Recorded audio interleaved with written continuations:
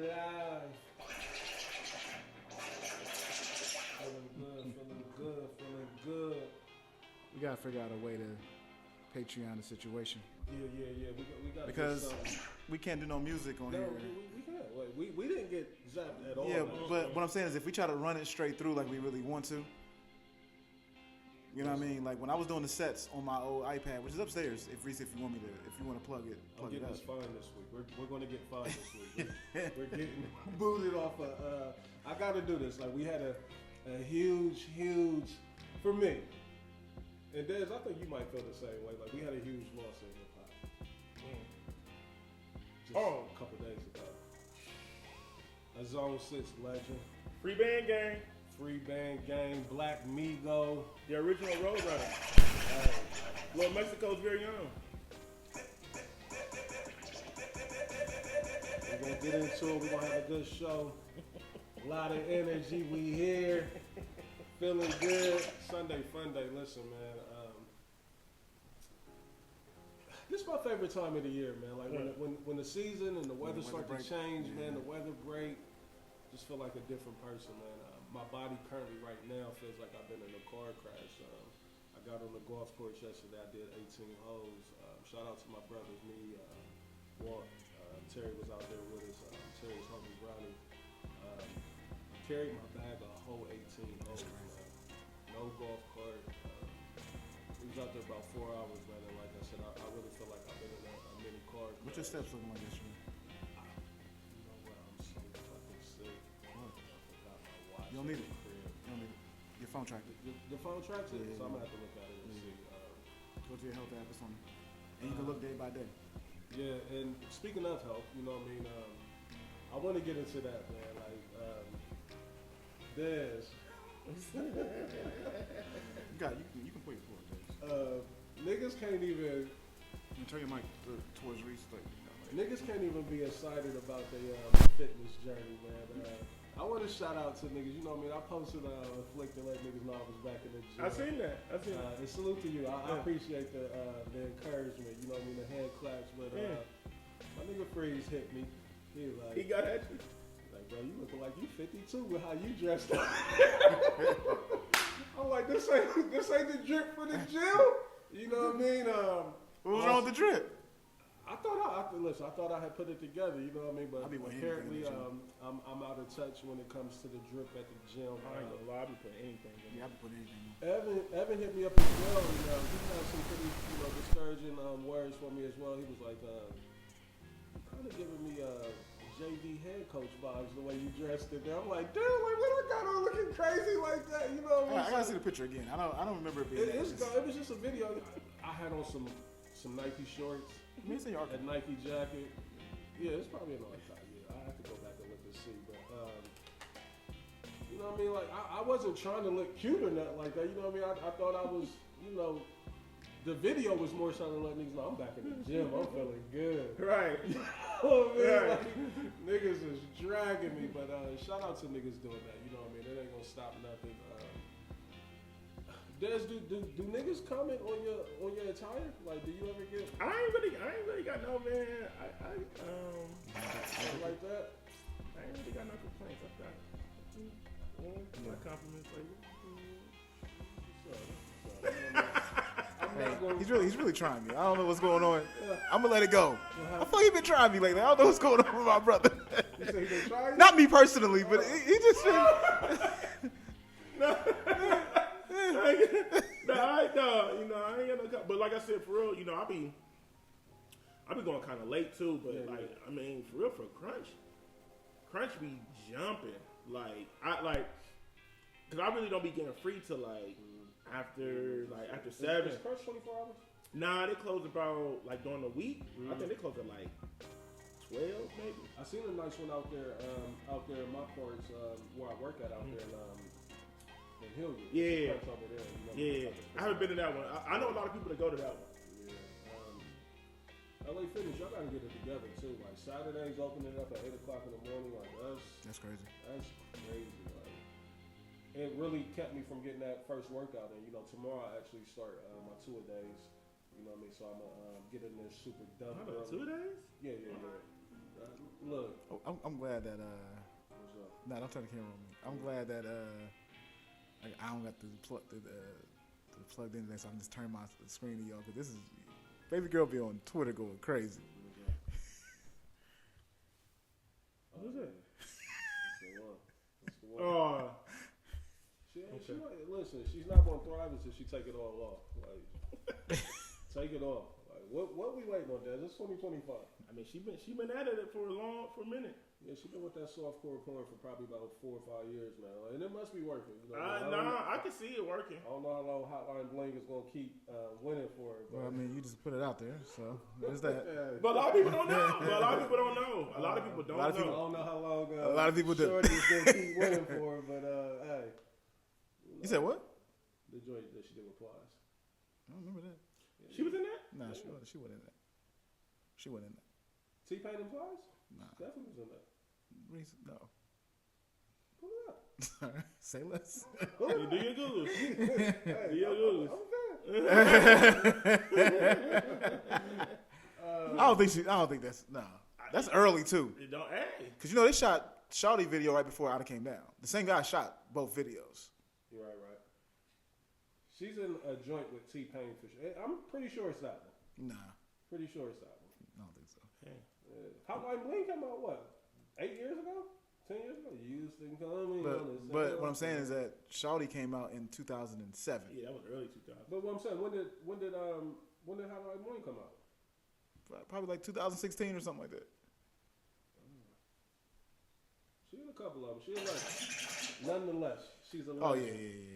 yeah. Yeah, so you know the fitness journey is I just got to get serious with it, does you know what I mean? Like you get into a point in life, you know what I mean? You seeing so many people check up out of here. That's what motivated to me. natural causes and shit. I do want to send a rest in peace to a cat that they was calling Big A. I didn't know him, you know what I mean? But I seen that a lot of people in the city was fucking with him, and I seen that his funeral. I guess it took place over the week. I think his name is Aaron Shoemate. You know, forgive me if I'm wrong. You know what I mean? But condolences to him. Rest in peace. But you know, obviously it was a big impact. There was so many people that was putting up, you know, posts about him and showing, you know, being at the funeral. So sad. You know what I mean? And I just don't want to. I don't want to check up out of here before I'm supposed to. You know what I mean? Like when it's time to go, it's time to go.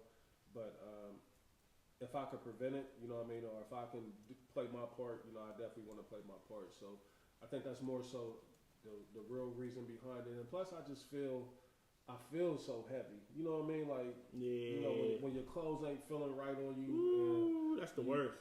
When you sitting down and you feeling uncomfortable, tugging at your shit, it's like, nah. The inflammation get crazy too. Yeah, that's been my biggest issue. I got a lot of, but I mean, for real, that's really what it was. The motivation for me, it's like it ain't, you know. Of course, you want to look good, but really, it's just, you know, I've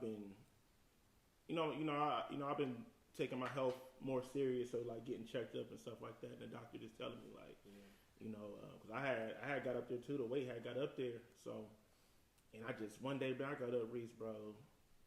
Like I had put this shirt on and the way it was sitting on me was just looking so nasty, bro. I'm like, that'd be the thing. Yeah. I was just like, I didn't like how I was just looking in the shirt. Yeah, you feel me? I have quite a few of them. Man, so I was just like, I just started. So me going is just, it's really for me. It ain't really for the people. You know what I mean? Of course, you know the compliments and stuff keep me going, but it's really for me. And then, you know, trying to get the clothes back fitting right and just really wanting to be here because, you know, we at that age now, like you said, we seen a lot of people die young. Man, 40 young. Too you know young. what I mean? Late 30s is young. 40 is when you really get into your prime of living. You know what I mean? You finally making good money. You finally can enjoy life. You know what I mean? Like, nah, you know what I mean? And like I said, my son will be 20 next week. Yeah. You know what I mean? April 5th, my oldest will be 20. It's like, you just want to be around for all their milestones. You know, I got a younger one that's 11. You know what I mean? Like, I don't want to miss a single milestone, you know, in their lives. You know what I mean? So I just like, I got to get my shit together. And I know the biggest part, you know, which kills a lot of people, not, you know, literally, but what I'm saying, like, when as far as the health journey is the eating. Yeah, you know what I mean? And I eat so shitty. Like, you know, I was telling you I was at the Mexican spot last night. You know what I mean? So I'm on I got, you know, my chick, she's doing the meal prepping thing for me. So, you know what I mean? Like I said, I really want to give it a real attempt, you know what I mean, to really do it right. You know what I mean? Because the working out part is easy as shit. But it's the discipline, you know, waking up in the middle of the night, man. I got the sweet tooth. I wake up and go downstairs and get a little Debbie does, you know what I mean, shit like that. That's the thing. I gotta get my diet a little better. I've been doing okay. Gotta get it better to really, for me to like look how I really want to look. But I ain't trying to enter no Mr. Olympias or no shit like that. Yeah, nah, it's like, but for Reese is like. Once you start going, I think what helped me get over the hump is like once you start going the days where you really didn't want to go, you tired as fuck. Even if you don't do exactly what you wanted to do, you know what I'm saying? If you just get in there and just get that work in, at least a good 35 minutes. Yeah. Even if you just do 30 minutes of cardio, you're gonna be like that low key be your best day on the low. It do. It like when you power through, it low key be. Because just like yesterday it was impromptu, like. Because lately I've been going about like 4 days a week. How many days a week you go? I usually go about 4. I usually like Monday through Thursday I usually go. But now I'm about to crank it up because like usually when I go Monday through Thursday I'm going with my homie Shaq. And we really don't be doing no cardio. One, we get there kind of late. So you trying to do 30 minutes of cardio. You on free weights a lot? You hit the free weights or we do more free weights than machine. But when I go by myself, that's when I usually do more calisthenics when I'm by myself because I don't really like fucking around with like bench pressing and stuff by myself. Never been the biggest fan of bench pressing. Shout out to Trav. Like we used to go work out and Trav wanted to throw 300 on them. Like, for what? Like what we doing? For what? I'm not arm wrestling nobody. You can do all them push-ups to pump up your chest. I got a 12-gauge bar to pump up your chest. You know what I mean? Like that's his bag though. He used to love that. Yeah, but for real, like I said, really it's just for me. You know what I mean? And in the case. You know, I do got to get in close combat. At least I can, you know what I mean? I can get a nigga up off me. You know what I mean? The grown man strength is there. You know what I mean? Yeah. Speaking of that, let me ask you. It's funny that you even said that. I got a food question too before we get too far from it. I just want to know what you thought about the banana pudding. The ice cream. The banana pudding. The one I gave you. The ice cream? It wasn't ice cream. It was just banana pudding. See, I thought it was ice cream. Because I threw it in the freezer. Maybe that's what fucked it up. You made it ice cream. Yeah, that's just banana pudding. So I was wondering. I'm thinking like, damn, I done left it in the freezer too long that it's got kind of frosty. Yeah, it's not.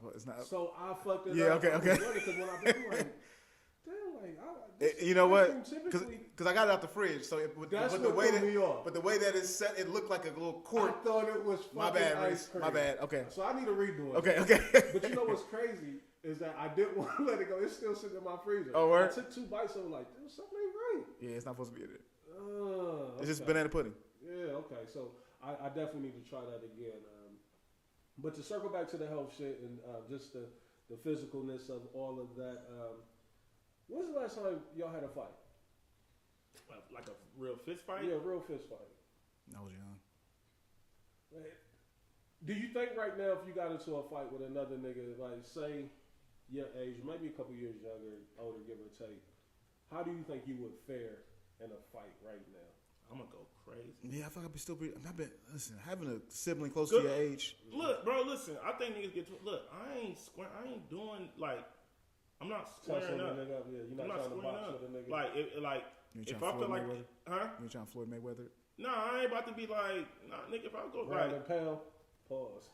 I'm just saying, like, it's not about to be like, nigga. I'm about to do what I gotta do to get the fuck. The way I came in is the way I'm coming. No holds barred. So if I gotta give you bottle service, if I gotta motherfucking nigga, if I gotta bite you, nigga, if I gotta hit you, that's what I'm saying. Like I'm biting, I'm kicking the nigga in his nuts. I'm going crazy. You're not supposed to do shit like that. Reese, but I have to because I feel like right now I might lose a fight if I try to box. I'm going insane. I'm going insane, bro. And I know camera's gonna come out, so I gotta go insane. And I got about 20 years of frustration picked up. So really, if I get into a fight, a nigga really gonna catch. He gonna catch the ass whooping of his life. I pray to God that I'm not put in that position to where I would have to fight right now. But I'm cool, huh? I don't understand like niggas that still be actively getting into. Yeah, I feel like you gotta really be on some bullshit to really get into a fight. Have to be like because there's so many ways for you to just get the fuck up out of there. Also, too, I feel like my radar is pretty good. Like, I ain't gonna hold you. I was in the spot a couple of days. I was in the spot like a week ago. I was in the spot. I'm gonna leave the spot nameless. But you know, I know where you was at. I won't leave it nameless. Now you no, because where I was at, you probably wouldn't think I was there. You'd be like, "What was you doing in there?" Yeah. But I was in the spot, and then I ran into somebody, and she was like, "Des, what are we doing here?"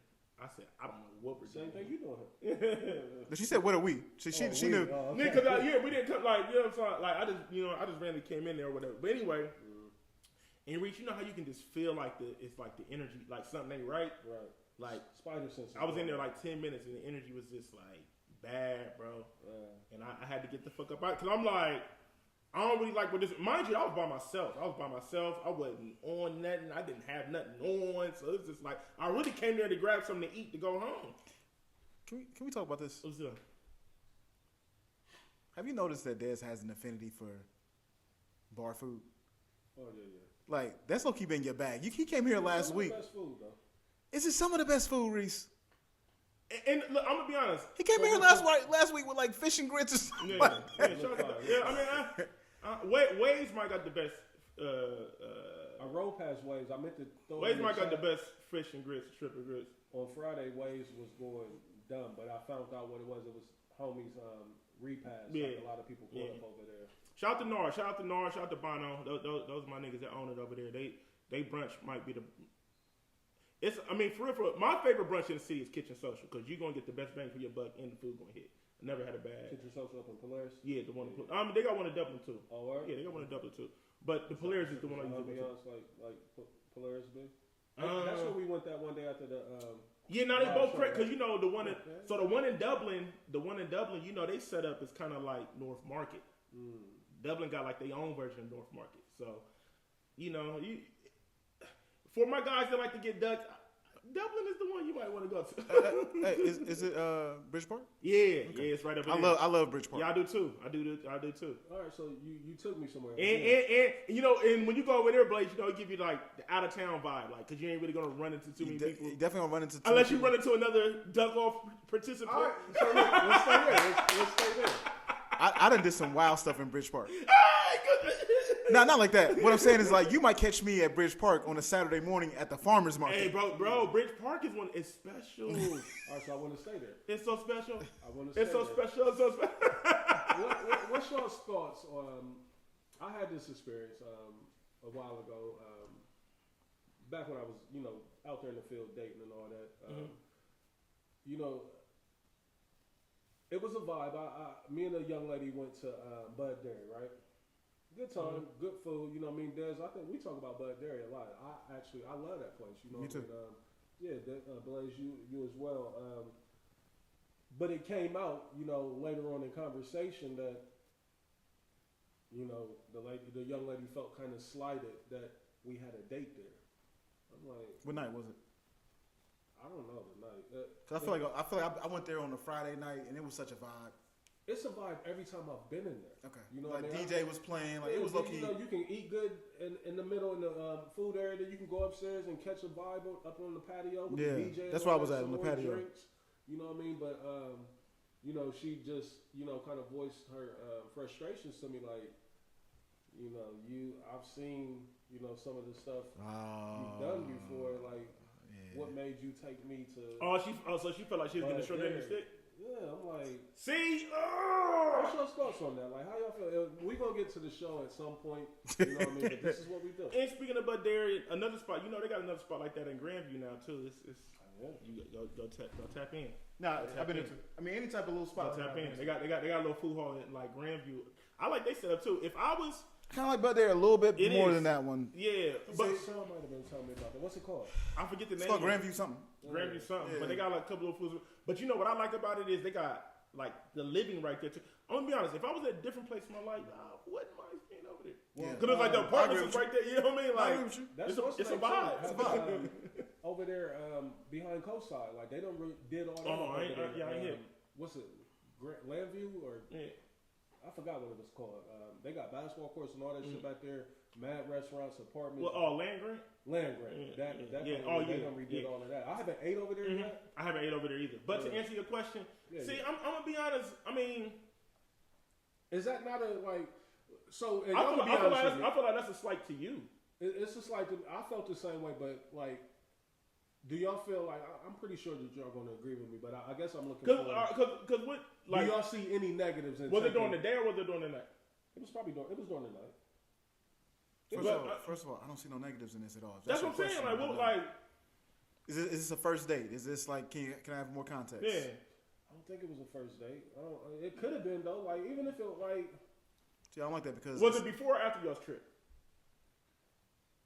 Yeah. Yeah, you was tripping. Hey, everything about what you were saying let me know what was going on. He didn't read no cues. I mean, we could. It's been a lot tougher. It's definitely, listen, since he asked it, it was definitely before the trip. Yeah, for sure. I mean, I knew that. Yeah. Let's be clear. Way before the trip. Wait. Wasn't even in 2025 to be all the way out. Yeah. You're doing too much talking at this point. You know, but... oh, my God. The way that Reese looked at that computer screen was hilarious. I'm like, please glitch. Nigga said... Hey, we on camera. I'm up here like, that's a nigga with the Henny like.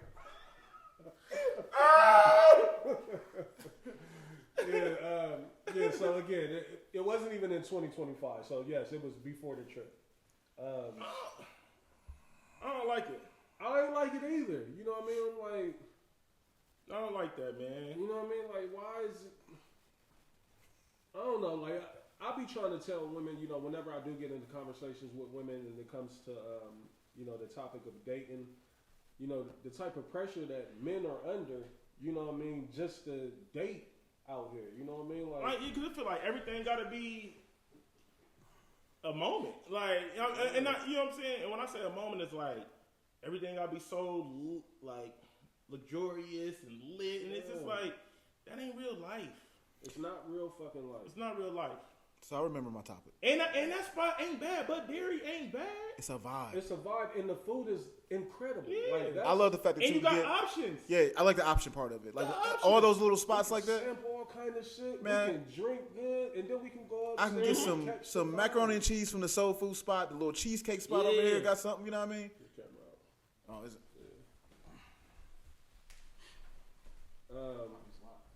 Yeah, so I mean, I was just all the way, you know, confused, and it just threw me off. You know what I mean? Because it was like, my topic leads into this too. So it's the same category because I saw this clip, and it probably was fabricated, but it was a birthday dinner, and the birthday girl was talking to her dude like, "You're not about to be paying for all my friends. You're not about to be paying." Yeah. How y'all feel about stuff like that? Because it's in the same lane. It's like it's always like a look. Like when you said it's like, oh, it's about the look or it's about. Yeah, with women, you know, and again, like this is not no type of shade or nothing, but you know, women go with the aesthetics a lot. You know what I mean? Like sometimes they don't even be caring, you know, what the outcome is. Well, not necessarily the outcome, but what's going on with it. Like as far as they get the look that they looking for, you know what I mean? That really be all they. But do you think that like the dude was? I mean, like if you.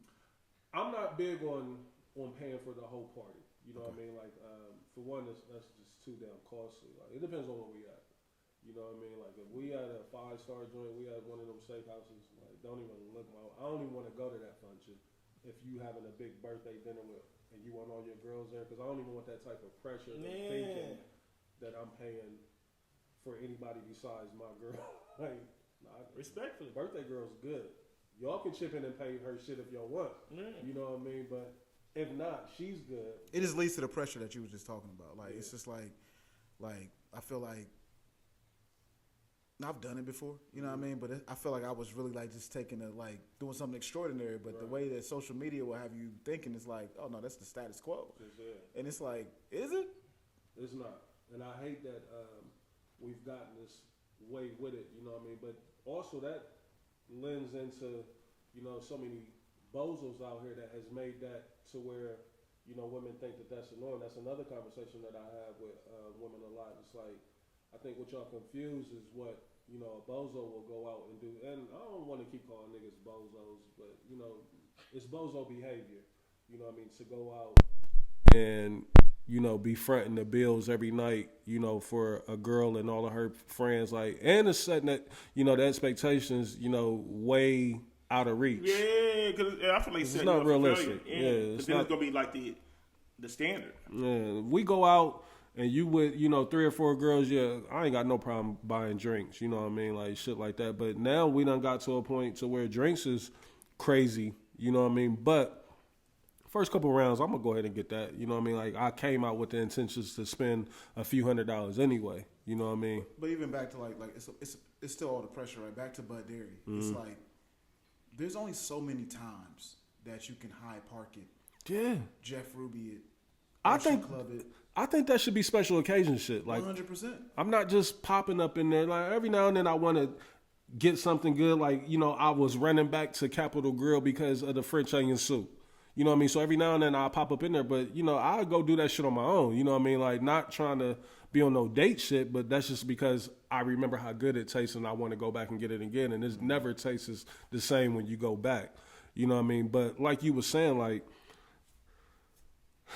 it's just done got to where, you know, the Roof Chris, the Hyde Parks, Jeff Ruby's, Mastros, where people think that good. Somebody you want to go get some it's good not. food. Yeah, a lot of them spots. That's why I don't really be fucking with a lot of them. Like IG, I like to call them IG spots. Like that's what it be. And I'll go because I love a good restoration hardware or something like that. But a lot of them spots be at the food they're be ass. They super mid restoration hardware. See, I love restoration hardware because I just like it.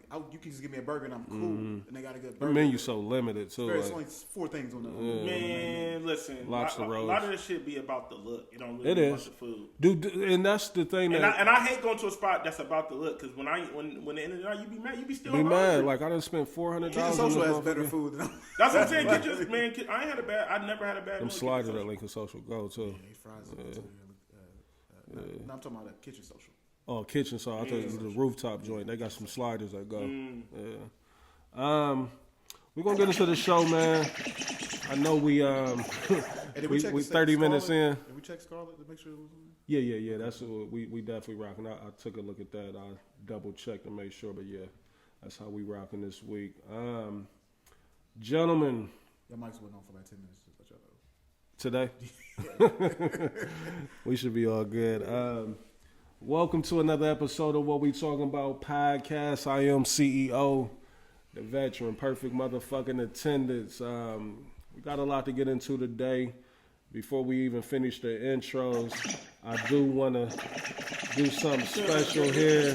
I want to do something. We lost a legend. I want to pay tribute to him. Let's get to it. There's. I'm doing this for Zone 6. Free band gang. Yeah. Rest in peace, young Scooter.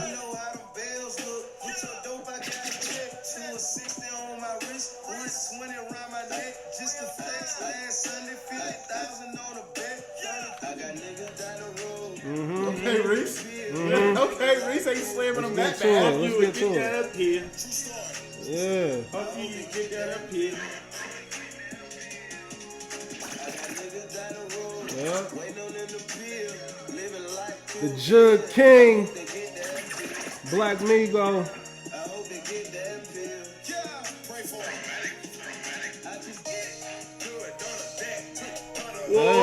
Hey. Niggas didn't know I had Scooter in my bag. Hold on. What's up? Hold on. Pause this.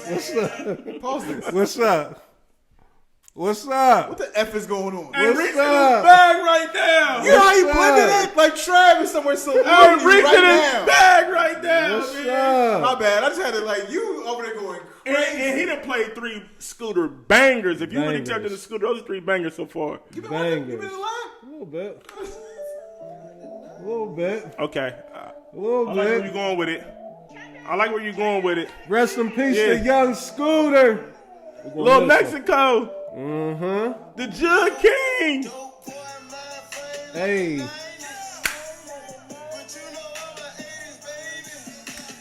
We're going to get out of here real quick. I got a few more joints and then we out of here. I'm going to be honest.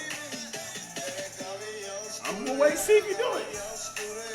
Oh, it's something you waiting on? I don't hear it. Okay. I have some smoke for it. Okay.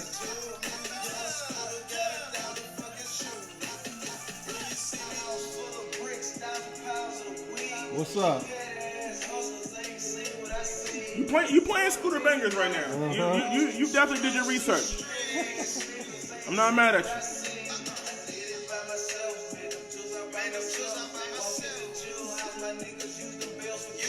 I'm sick though because my cue points done disappeared somehow, but we gonna make it work.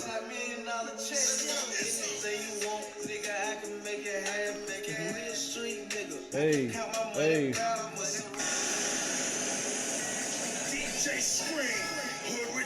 No, that's not right. Let's get back to it. That wasn't it. We're gonna end it early because my records ain't coming through like they supposed to.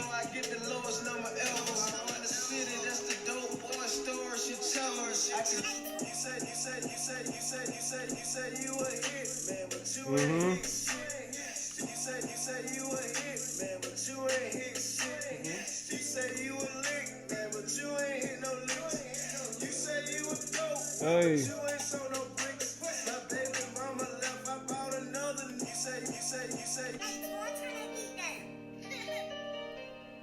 Rest in peace to young Scooter.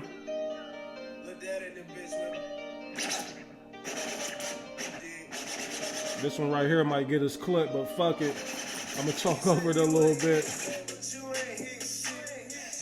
And we gotta get into the one. You hear it.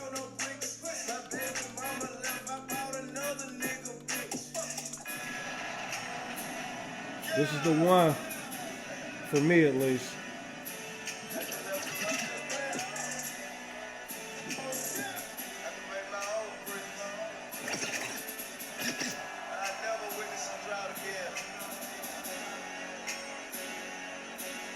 Zone 6, Black Migo gang. Super sad, man. I can't believe that. Did y'all hear how it happened? I heard something about it. Yeah, it sounds. Something ain't sounding right about it. Something ain't sounding right. Something ain't sounding right about it. You know what I mean? This the one? You ain't played it yet? He's supposed to play this. I mean, This is biggest joint. he haven't played the one I wanted. I had a whole clip. I want you to know I did have a whole clip, but my cue points done fell off somehow. They ain't sticking. But we can get up out of that, man. Again, rest in peace to young Scooter. We're going to get more into that into the show. Who else is in the building, man? Let's get to the show. Man, it's your man, Dez Arnaz, if you don't know me. Some good friends do. Did you skip your? No. We good. I did what I... Somebody, did you skip your intro? Yeah, he didn't do his intro. You know, I did. You know what I mean? Did he? Slightly. My intro was the music today. It wasn't... Oh, okay. Yeah. All right, yeah. They know who we are. Watch how Kanye pulled up to his interviews. Wow. Yeah, exactly. Yeah, shit crazy. But it's your boy Dez Arnaz. If you don't know me, 10 of your friends do. Local nigga with a major buzz. You feel me? What we talking about? We in the motherfucking building. Yo, what's up? It's Lil Bo, and I'm rocking with Dez Arnaz all the time. You heard what I said. Yeah, I like that. I got some other drops I need. I'm gonna have to holler at my guy Blaze. Yeah, get him to him. I was looking for him yesterday. I'm gonna have to reach out to some people. So I got some scripts I want some people to read for me. You know what I'm saying? Because I'm about to get back in my bag, man. I'm about to, y'all know I go through this every couple years, but I had a conversation with a couple people, man. I feel like it's only right. I got to get back out here and turn the city back up, man. We had to the talk. nightlife. We had an all-time low, Reese. Yeah. Like, I've never seen the city look this bad. You know what I mean? Maybe just because we older. I think it's our demographic because I'm gonna keep it a buck. Like the young when niggas I do is going see up. The young niggas is getting the young niggas going up. I'm not. Yeah, I'm a little jealous. But like, but it's like nigga, it's certain events I'm not popping up to. Like I see my young guys. Like shout out to I know I shout them out all the time, man. Shout out to my A6 niggas. Shout out to shout out to Lil Rich. Shout out to Lil Cam. Shout out to my nigga John.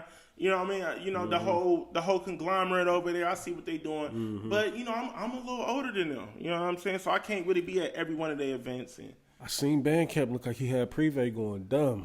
Yesterday for D Bells. So happy birthday to D Bells. Man, come on, man. Happy birthday. Look to like my they was in there motherfucker. having a movie. I seen the videos today. Yeah, I seen it today too. But see, the city been turning me off. Like I wasn't even interested in. I still haven't been in Privé yet. Like I haven't. I've been in there like once or twice. I haven't been in there. But it's little as fuck. Is it? It's super tiny. Excuse me. It's super tiny. Super tiny. Look like a good time. Happy birthday, D. Yeah, I mean, but you know what I mean. But that's not a. You know what I mean. You got to get lucky. You know what I mean. You got to get lucky. They was outside all day yesterday too. By the way, I seen. Shout out to my guys. But yeah, man. Look, I'm excited. I'm geeked. We back. You know, putting out this content. Shout out to everybody that's been reaching out to me and giving their critique about the show. Yeah. You know, whether it's I haven't got nothing negative, so I don't want to say whether it's positive or negative. It's been all positive. You know, people been giving good criticism. I'm really just wanting to see the show doing better. But I think us doing these YouTubes, us doing these videos and putting the clips back out, it's definitely helping. It's definitely putting eyes back on the show. Once again, if you're listening to the pod right now, we are back opening up the books. We looking for guests. Yeah. If you want to pull up, you know, we're gonna have to do our vet process. Yeah, we can't just let any and everybody come through. We definitely vet. But we definitely got a couple people. You know, we got one person on the books. I don't want to reveal it yet because you know niggas be swagger jacking. Then niggas. I'm excited about that one too. I like that. I got one person on the books, and I can't wait till we do that interview. That's gonna be dope. That's gonna be lit. You know, I'm gonna add my Dad's on next twist to it, man. I'm just feeling good. I'm just feeling good, Blaze. You know what I mean? Shout out to the engagement. Appreciate that. Like they really was engaging over the week. You know what I mean? And the clips is extremely important. You know, very. So I'm just back like happy, man. James always had me crying. He always pick out the wildest parts. Of yeah. James been one of your fave lately, Reese. He said he's sick about what? Because anything that I say, you know, I can stand on, or if I'm wrong, I can come back and be like, he just been. You know, James is a day one. That's he ain't forgave me for the Drake shit. I understand. Like, it's over with for your boy. It's not. No.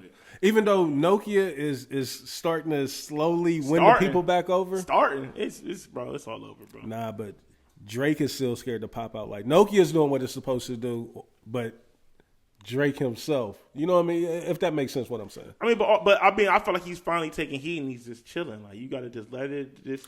Throw some quality music out there. Let the music speak for itself. Yeah. Because all that extra shit he was doing was fucking him up. Yeah. You feel me? So, but yeah, man, I'm just, you know, you feel me? We taking the good with the bad, you know, just with life. Always. But overall, man, I just, you know, I can't stress this enough. We really love what we doing over here, man. Yeah. Like, and I think, it's not I think, I know. That's why we doing it. Now, you know, we back consistent. We got our flow. We doing these videos, which is helping us a lot. Putting out these clips is about to help us a lot. And, yeah, man, you know, there's nothing better than having something that's yours and you can control it.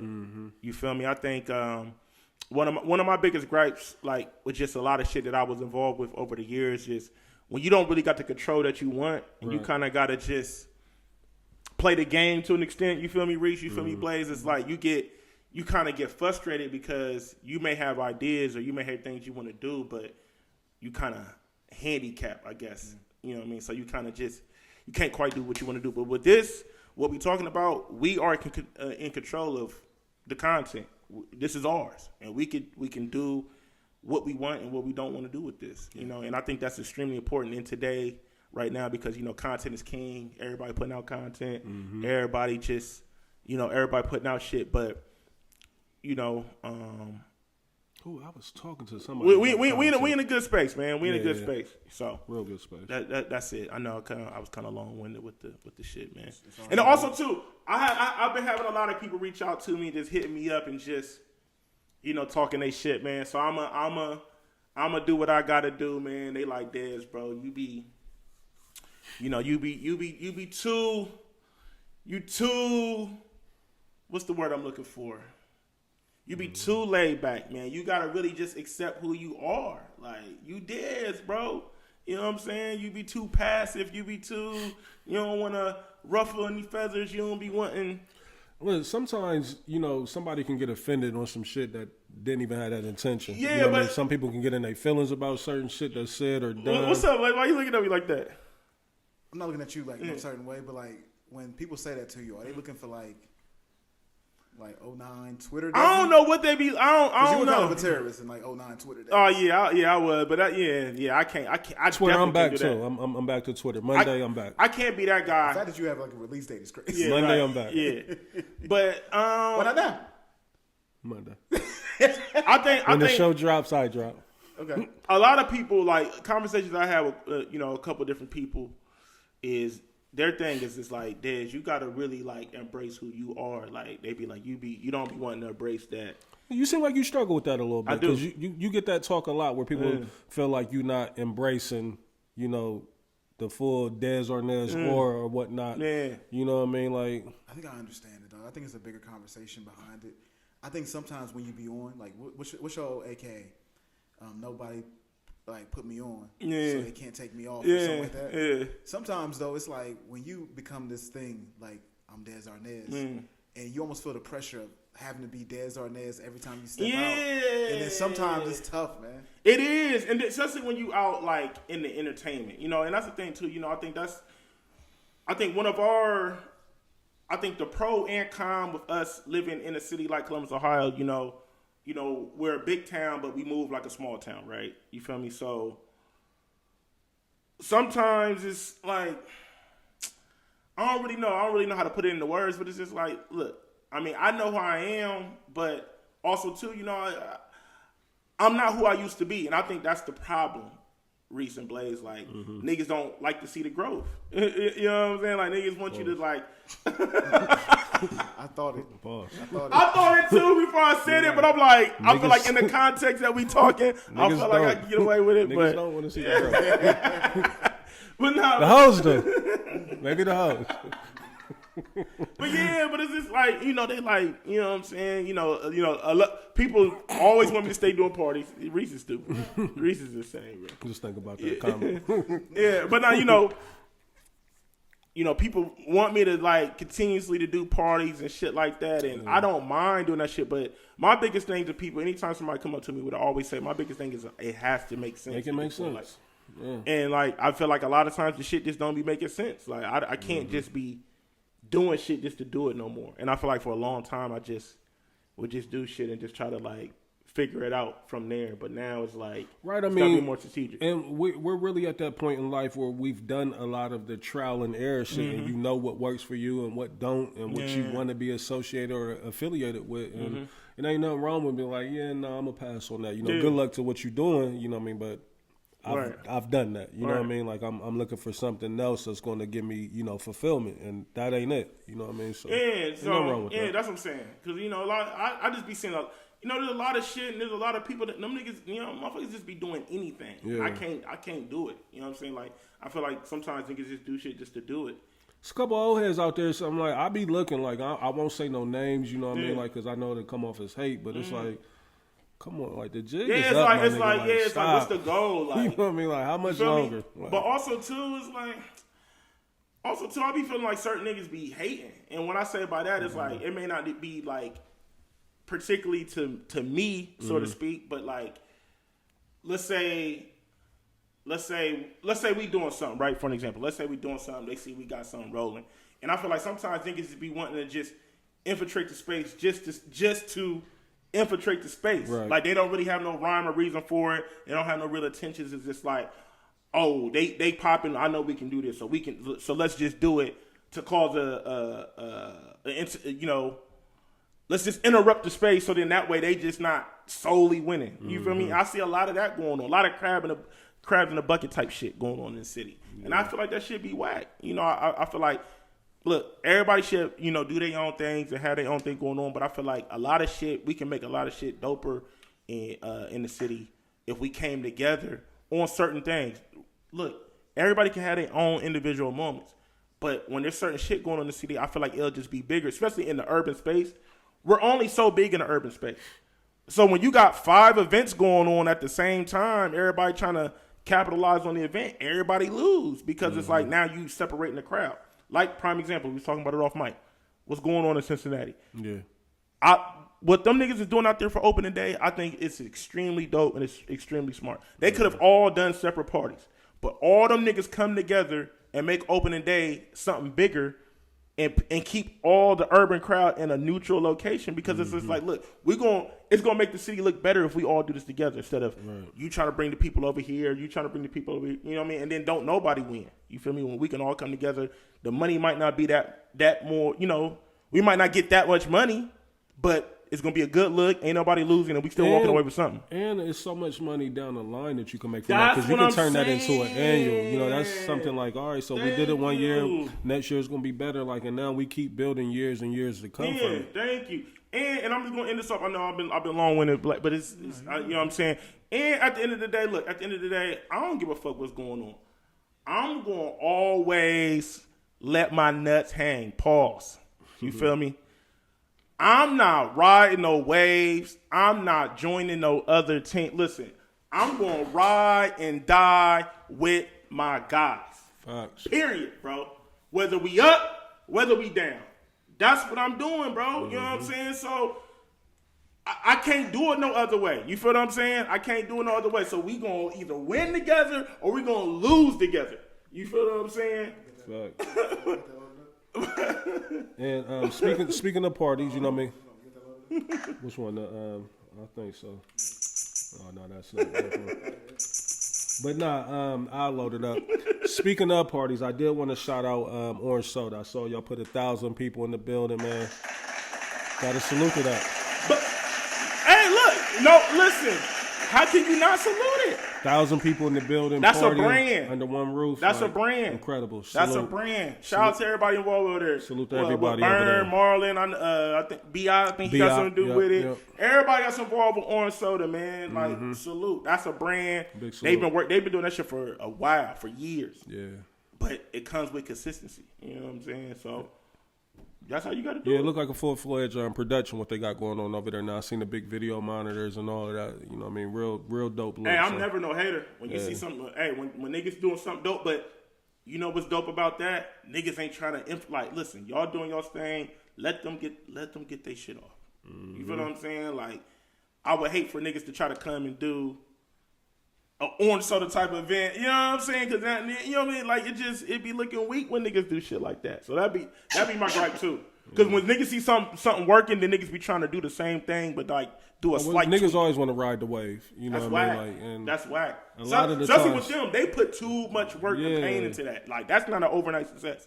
That's years of work. I had a favorite saying, not a favorite, but it was one of my favorites, where it says, I'm only breaking bread with those that starve with me. You know what I mean? Like, Got to. And I know that when you listen, when you actually play it back or say it, it kind of sounds like you isolating other niggas. It's not that can't somebody come along during the process, but the niggas that was down with me when we was going through the struggle, like the struggle we went through of getting WWTB off the ground. You know what I mean? It's only right that we keep it in house. Right, exactly. Listen, we businessmen too. At the end of the day, so if somebody proposes us with a business idea that makes sense for the business, we gonna always do that. Especially my nigga Blade. This is what Blades do for real life. You feel what I'm saying? But I think that's another thing too. The reason why it was different over here than with other situations, like, we not really doing this for monetary gain. Yes, do we want to get some money for doing this? Absolutely. But our livelihood doesn't depend on this. Right. Our decision making is not driven. Yeah, so it's like, granted, we've been doing this for some years. I know a lot of niggas would feel like, well, y'all been doing this so long, y'all not making no money. But also too, you got to look at the space. This ain't a situation to where you can just snap your finger and get money off this. Right. And also too, we got real life. We can't really just dedicate our lives to we never the got content. into it for the money, like, because it wasn't even a money play from the beginning of niggas just sitting on the mic talking. You know what I mean? Like, that never, at least. But we could parlay it into money, right? Like, and we got a lot of ideas, but also too, I think one thing that hurt us and helped us is, you got to think, our biggest stride was during the worst time, was when the world shut down, COVID. Think about that. Back at some of them old videos, it's so crazy. Think about that. We was packing houses during COVID when we wasn't supposed to. So imagine if we had our strides while the city was open, where you could really move and shake. Like, nigga, think about what we did at Beeline. We did that in the heart of COVID. Can y'all believe COVID is? We look at it for in the heart of COVID too. Yeah. But can y'all believe like that shit has come and gone? Like, it's been 5 years. That's what I'm saying. Yeah. We was cranking our bar during COVID. Yeah. Time flying, bro. So, you know what I mean? That's what I'm saying. So look, I'm with you though, Dez. I mean, what you were saying reminded me of a line from Big Sean. He said, "My grandmother said when she saw my commercial, stop having people at your shows that wasn't at rehearsal." Mm-hmm. And like, I get I get the whole thing about like your crew and make sure this, that, and the third. I'm with it, man. I think that with us, the experience is something that we was always driven by, right? Especially Reese. I want to say Reese would be like, we spend whatever that we need to make sure that the experience is working. So that's something that we always kept to the forefront. It wasn't about how much money can we make? What is our bottom line? Like, we wanted people to come out mission was accomplished, I think, in my opinion. Mm-hmm. It was people saying, when is the next one? Because that was an experience. And think about all the shit. Think about how long we've been doing this, and think about how many people still don't know about the podcast. Like, people know we do a podcast, but there's a lot of people that still don't know about the podcast. They really don't listen. They really just kind of catch the clips on IG. They might see the pictures, but niggas don't really know what we're talking about. And I can tell by the certain conversations they have with us. I'm like, yo, you don't really listen to the pod. Like, you know what I'm saying? Like, we not the type of pod. We not the shade. We might talk about some of the topics that you see on Shade Room and Gossip and shit like that, but nah, we really have, our shit is really barbershop conversation. The conversation niggas have with they homies at the barbershop or when they in the basement or wherever, just kicking the shit, arguing about sports, arguing about music. That's what we do. And that's what our pod's going to be. Like, I can't conform to what's going to get the clicks. You feel me? Yeah. I can't do it, bro. Like, if we got to get, once we try to take it there, I'm done. I ain't doing that. Mm-hmm. So. It's hard to look yourself in the mirror. Yeah.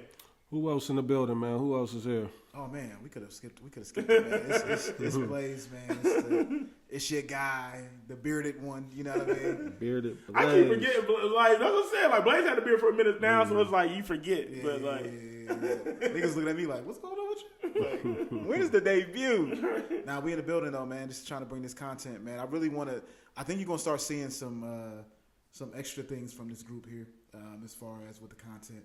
Yeah. I'm looking forward to it though, for sure. We still trying to figure it out too, by the way. Yeah. It's still a work in process. We still work we take an hour and a half minimum to start the show because we're discussing things or trying out new things or whatever. So just work with us, man. We're gonna make it happen though. Facts.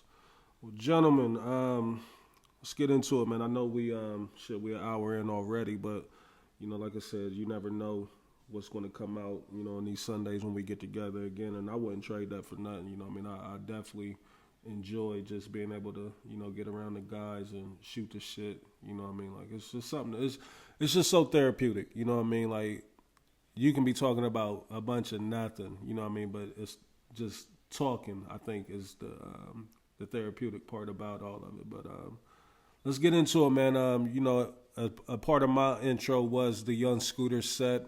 Again, I want to send condolences and rest in peace to Young Scooter, you know, Atlanta legend, Zone 6, Free Band Gang, Black Migo. You know, he was a pioneer of a lot of that shit, you know, that you see now. Like, and I'd like to give him, you know, a bulk of the credit to, you know, what you seen, like, with the Migos, you know what I mean, and the slang and all that shit, you know what I mean, the Jug King, like, he was one of the ones, you know, a lot of people probably wasn't even aware, you know, how much of a fan that I was of Young Scooter. I just gravitated to him, you know what I mean, like. Surprised me, but some of the records, like I said, you ain't played work with Gucci and Young Scooter. I was kind of. Look, the Gucci and all that shit, like some of my favorite Scooter projects, like the Street Lottery and all that. The joint that he got with Zaytoven, he got a couple joints with Zaytoven, like full-fledged projects. But he was just, sometimes I gravitate to, you know, a certain type of talk, you know, that, and it don't matter where you from. You can be from north, south, east, or west. If you talking that talk that I like, you know what I mean, like, I'm going to stick around and I'm going to, you know, probably become a fan, and that's what happened with me and Scooter. He just always talked the talk that I wanted to hear, Des. You know what I mean? Like, I come from that era, you know, the dope boy talk, you know, the fly talk, you know what I mean? And he also can talk to the ladies if need be, you know what I mean? Like, it wasn't, you know, much that he didn't do for me, you know what I mean? So when that news came across, you know, that he had died, in the first way that it came across, like, it was crazy to me. Like, it was... not only did he die on his birthday of all days, you know, he just turned 39, but, you know, there were stories that he was shot and killed by the police. Yeah. You know, that was the first story that had came out. So I'm like, damn, like, you know, it got me to thinking like, you know, where's the nigga at in life right now to where, you know, he's 39 on his birthday and you getting killed by the police. You know what I mean? Like something ain't adding up. Yeah, and where he was at, they said he was like not too far from the arena. Right? Yeah, they said, and you know the tournament is going on right now. You know what I mean? So for that to take place the way that it did, like it's going to be a lot of unanswered questions, I'm sure, surrounding his death. But you know, I do want to speak on this some. You know what I mean? Because more stories have come out. You know, Atlanta PD came out. And, you know, they tried to clear their name, or I guess they did clear their name, say, like, we want to be clear that, you know, he wasn't shot. You know, we got to the house, you know what I mean? They got a call of disturbance. And, you know, based off of how things have been described, it sounded like it might have been a domestic violence, something going on of that nature, you know, a domestic issue. They said that they saw a young woman being dragged back into the house. You know, the police showed up on the scene. It was two gentlemen there. Young Scooter was one of them. He took off running out the back door, jumped a couple fences, and they said he, I guess, broke his femur. That's what a story that I heard. I don't know how true that was. Another story that I heard was that he clipped the artery, you know, while jumping the fence, and you know, that would have had to been a crazy, like he had to get caught on the fence. I'm assuming. You know what I mean? Like, because the artery is kind of hard to, you know, to hit an artery, you know, on the fence. Right. You know what I mean? And again, you know, with him being 39, I can only imagine the way that I feel today after playing 18 holes of golf and doing all that walking. I can't imagine being 39, running and jumping fences right now. Facts. You know what I mean? Like, and that's what he was doing, you know, trying to elude the police. So yeah, you know, again, condolences. I did want to kind of speak on it though. Like, what's y'all's thoughts? You know, and we can remove Scooter. You know what I mean? Just being at that stage of your life, and that being, you know, what your fate is, or that just being, you know, some circumstances that you caught up in. Like, I pray to God, like, and I'm so glad that, like, and this is on a much smaller scale. You know what I mean? I used to be so back and forth with traffic court, you know what I mean? Always in and out of court, you know what I mean? License suspended, having to get an SR22, all that bullshit, you know what I mean? Just back and forth downtown. You know what I mean? Like, and I can't imagine that being my life. That shit, man. Bullshit. That's for a decade live like this. That shit, you know what I mean? Bullshit, bro. Like, straight up. And we live in a city where you gotta have your own wit. Like, we don't really got, our transportation system ain't really set up for you to be. Yeah, Ubers and shit is still fairly new. Ubers and Lyft and all that. But like, even with that shit an arm and a leg. It's an arm and a leg, but it would save a nigga from, you know, having to get behind the wheel. It will, but we. And I know niggas that, you know, that run on the, I mean, now you can't you can run on a taxi, you know what I mean, but Ubers and shit, you can't do that. But my thing was I was about to say is this, Reese. Like, Ubers are convenient when you just know you're going from A to B, right? B to C, yeah, right. But it's like, it ain't really like convenient unless you find one. But like, look, to really like run around in the city. Like, I got cash on me. Like, bro, I need you to like on a Saturday night. If you want to go to multiple spots, Uber ain't really gonna be convenient at all. And we live in those cities where like. Everything's spread out. You might go to downtown and then it's just like downtown ain't really cracking, but shit is cracking out east. You know what I'm saying? Yeah. So you want to drive out. You know what I mean? It's like, you know. So, but yeah. But what's your thoughts though? Like, 39 and you know why y'all think we don't know his personal business? We don't know what was going on, what he was facing, or what, you know, if he's on probation, parole, anything, but. If I'm 39, I'm not running from the police, man. Like, I mean, that's what I'm saying. There's so many unanswered questions with this situation. It's like, first of all, why the fuck did he take off running? What was going on? What the fuck was going on? What did he have on him? What was he trying to hide? At that point, Dez, I'm like, like, we got a warrant? Like, unless I'm facing like a crazy amount of time, like whatever the police is going to do, like, please, I welcome that. Like, I'm not running from the police, like. And again, like maybe it's a contrast to where, I'm not able to fully understand it because that's not my life. You know what I mean? Like, and I'm not involved with that type of shit. You know what I mean? It was a point in time where I was playing both sides of the fence. You know what I mean? But with age comes a lot of wisdom. You know what I mean? And a lot of like. Mm-hmm. It's time for me to be done with that shit. I'm off that shit. Like, my kids did it for me, like, in my 20s. Like, when I saw Dre, when I first laid eyes on him, it's like, I'm already halfway playing both sides anyway. He's enough for me to be like, yeah, nah, that ain't worth it. You know what I mean? But I don't know. You know what I mean? And, like, he's had success, you know what I mean, as far as a musician, as an artist in the industry. You know what I mean? And even who he was associated with, Future. Rocco and all them, Gucci, you know what I mean? Like, he was like, if you go back and look at a lot of his old shit, like, he got all the guys on his projects. From Gotti's, Young Thug, like him and Young Thug can probably do 3 albums worth of material. Is all the shit that they got together. Early Young Thug, when he was still trying to find his voice. You know what I mean? So, I just don't get it, man. Like, you know what I mean? And everything ain't meant for me to get. I understand that. But 39... and running from the police, like, I'm just never going to fully understand that. Like, what's y'all's thoughts on that, man? Like, yeah, I mean, like I said, this is a lot of unanswered questions, regarding that situation. Some stuff we might never get clarity on. Mm-hmm.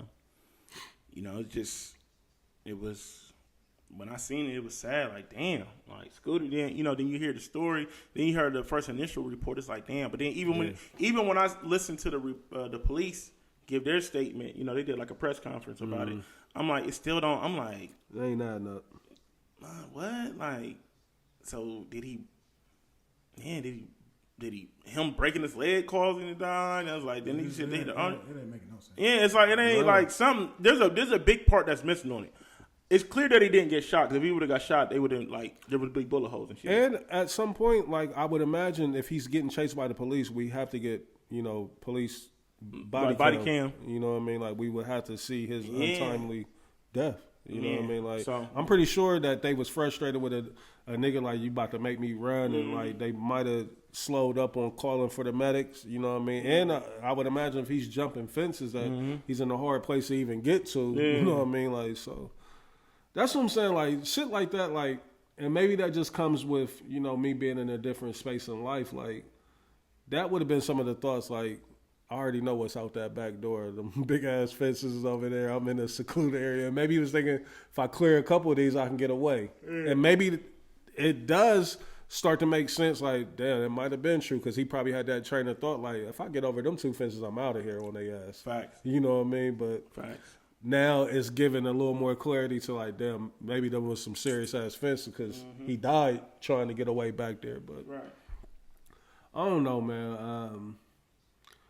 Every week, like, we are losing rappers every week. Like, I know this is an ongoing conversation, like, we've had it on the show before, but, we came up in the era where, Pac and Biggie, and I get it, the way that they were killed, it makes it, that much more crazier. But can y'all recall, like, outside of them two, where rappers was just, dying every week, you know what I mean? Like, because it's almost like, not every week, I know that's exaggerated, but at least once a month we losing somebody, it seemed like. You know what I mean? Like, and was that a thing when we were coming up and we just wasn't really paying it attention, or none? Like, nah, that wasn't happening like that. You gotta think about it. Like, news outlets are bigger than ever now. Right. With us having social media, I feel like we talk about social media every single show, but around the world. I mean, you think about it. We have access to these things now. We didn't, back then. MTV News, maybe BET. If you're big enough, you might make Yahoo. Remember when Yahoo was the shit? You feel me? Right. But now you gotta think, like, we have all these independent outlets. We got and now people are more tech savvy than ever. There's certain people, like, this is what they do. They take their time searching all these certain cities and looking for these type of reports to, break these stories. And every outlet is 24/7 coverage now. You know what I mean? With the, emergence of social media, you know what I mean, that made all these other outlets step up to where we got to be round the clock coverage because we don't want to lose the story to a nobody. Right. You know what I mean? Like, so, again, man, condolences to the family and, you know, loved ones and friends of young Scooter. Rest in peace. Sad times. 39, man. Like, 39. You know what I mean? And Atlanta just been on a different type of time, too. Like, because you got Trouble now that's been killed. Man, Scooter got a song with Trouble. Trouble's all over them early projects. He got a song with Trouble and Young Dolph. I said, damn, all these niggas is dead. All of them dead. Yeah. What's that? That's the interview. Yeah. See, get him the fuck out of here. Under that. He has on a Sean John shirt and a swastika chain. Yeah, I'm done with him, bro. I'm done with him. Like, we're gonna throw that on the docket. Yeah, I was about to say. Yeah, actually, he had 3 different fits when he said he had the black KKK fit, he had a white KKK fit, then he had a White Lives Matter shirt that he gave to Act. It's like he on some what's the term? The shock. I forgot what. We'll get to it. Any other thing on Scooter that we wanted to put out there? RP Scooter, you know, I feel like there's still more news to come with that, so we can only just able to go from what we heard, and, you know, sad situation. Super sad. Atlanta, man, I know y'all hurting out there. Again, he was one of them guys, like, I know he didn't really reach, like, the mainstream success, but if you go to Atlanta, like, Scooter is one of them names, like, oh, nah, he solidified out here. He's one of those guys. Again, rest in peace to Scooter, man. Young Scooter, Black Migo, definitely will be missed. Also, you know, in some sad news, you know, it's not as tragic as that, but it is super sad. Juju, USC, superstar college basketball player, phenom out there, fucking the courts up every night. Juju tore ACL. I don't know, man. You know, like I said, you know, women and men, their injuries tend to be drastically different. You know, a guy tearing his ACL, you know, not to sound, you know, like chauvinist or sexist or anything. I'm just giving you from what I've seen, you know. They just don't tend to bounce back the same way that the guys do. You know what I mean? I hope that's not the case for Juju, you know, with the advancement of technology and everything. I'm hoping that she can make a full recovery and get back to, you know, being the coldest in the game. Because, I mean, I think it's hands down. Like, she was the coldest in women's college basketball. Shit, she might have stepped into the WNBA and been the coldest there. You know what I mean? You still got Asia Wilson and Caitlin Clarkson and them, you know, Angel Reese. But Juju was right there on par with them. Also, you know, I know she was one of the top earners when it comes to NIL. You know, I don't know if this is going to affect any of that because, you know, with women, I tend to think, and I could be wrong, y'all can correct me or y'all can get y'all's input, like, I think a lot of it is based off of, you know, your output and your performance and what you're doing on the court. And with her being dormant, now, I know it would be fucked up if companies, you know, started pulling back because she's kind of useless to them right now. You know what I mean? But do y'all think that that's going to affect her at all in any way, you know, this injury? Do y'all think that people are going to kind of like start pulling away from her, you know, just to see where she go? Like, if she gets right, I'm pretty sure they'll come back into the fold. And I think, Blaze, we was even having this conversation on this show, or it might have been off air, where I was asking, you know, the rules as far as women going to the WNBA, if they have to wait 2 years. I think somebody told me that they actually have to be a junior before they can enter the draft. I don't know if that's true. I think women's is different. I know they can't just leave. You can't just leave. Yeah, you know what I mean. So with her, I think you do have to be a junior because remember Angel Reese after they won it, she came back. Right. But she came back because of the money. Right, but she could have left though. She could have left. Yeah. So I think you do got to be a junior to leave. I think so. You know what I mean? Like, I was just saying that point. Like, I want you. Like Andrew, everybody was like, and she was like, "Why would I go?" But she said it like, "I make more money here than I would make in the WNBA." And Juju's making $5 million a year. $5 million. And they're not pulling her. I don't know if this is right or wrong. It says to be eligible for the WNBA draft, the player has to be 22. And she only 20. during the calendar year of the draft or have graduated from a 4-year university or be 4 years removed from high school. So, you know what I mean? Yeah, she's not draft eligible till 2027. Damn. So she'll get a year to fully recover. I hate that she got injured so late in the season because it's almost like she probably going to miss next season. Nah, I think she'll be fine. Think so? ACLs ain't the same no more recently. They used to be like the Achilles injury is the new ACL. Right. So she'll be fine. I think they might have made it to the Final Four. UFC this year? I mean, I think she got injured during Sweet 16. I think they might have won 2 games. Did they? I think I'm gonna double check. That game that she got hurt, they ended up winning that by like 25. And that's what I was wondering when she actually did get hurt. What was the status of the game? Like what quarter, at what point in time? Because, you know, women's play 4 quarters of basketball. Was it, and this is me looking to blame somebody, but I'm thinking like, I'm pretty sure, why was she on the court at that point in time? You know what I mean? And I know that's fucked up to say, but, you know, those are the thoughts that you have when something like this happens. No, they play UConn tonight. They play UConn. Paige. Oh, yeah, that's the matchup everybody was looking for. Her and Paige playing against each other. Paige fresh off of 40 points the other night. Paige Beckers. And she reached out to Juju because, you know, she had the same injury where she had to sit out for a year. So hopefully this is not a setback for Juju. You know what I mean? I truly believe that she should be able to recover and get back to who she is. But she was also one of the ones that depended on her athletic ability. You know what I mean? Her herky-jerky, you know what I mean? And it just, for whatever reason, you know, the way God created us, you know, women's bodies are a lot different than guys. You know what I mean? Like when it comes to the agility and mobility and, you know, that type of thing. Like, again, not trying to say she's not as good as guys and none of that shit, but I just hope she can make a full recovery and get back to being the Juju that we know and love. I love this rule that Des had me look up because it lets me know why their game is growing so much. They're about to be in the middle of a collective bargaining WNBA situation, so they're about to get their money up. I love the fact that you can develop these stars. I don't know who these players are anymore in college basketball. Glaze, I don't be knowing who. Bro, the other day, and shout out to him because he's from the city, but this is the stuff I don't like. Junie announced that he was returning for his sophomore year, but it's not like he's. Oh, he is coming back to state. He's coming back to state, and I've been hearing that it's like oh boy's on campus right now from. I was going to tell y'all. Xavier.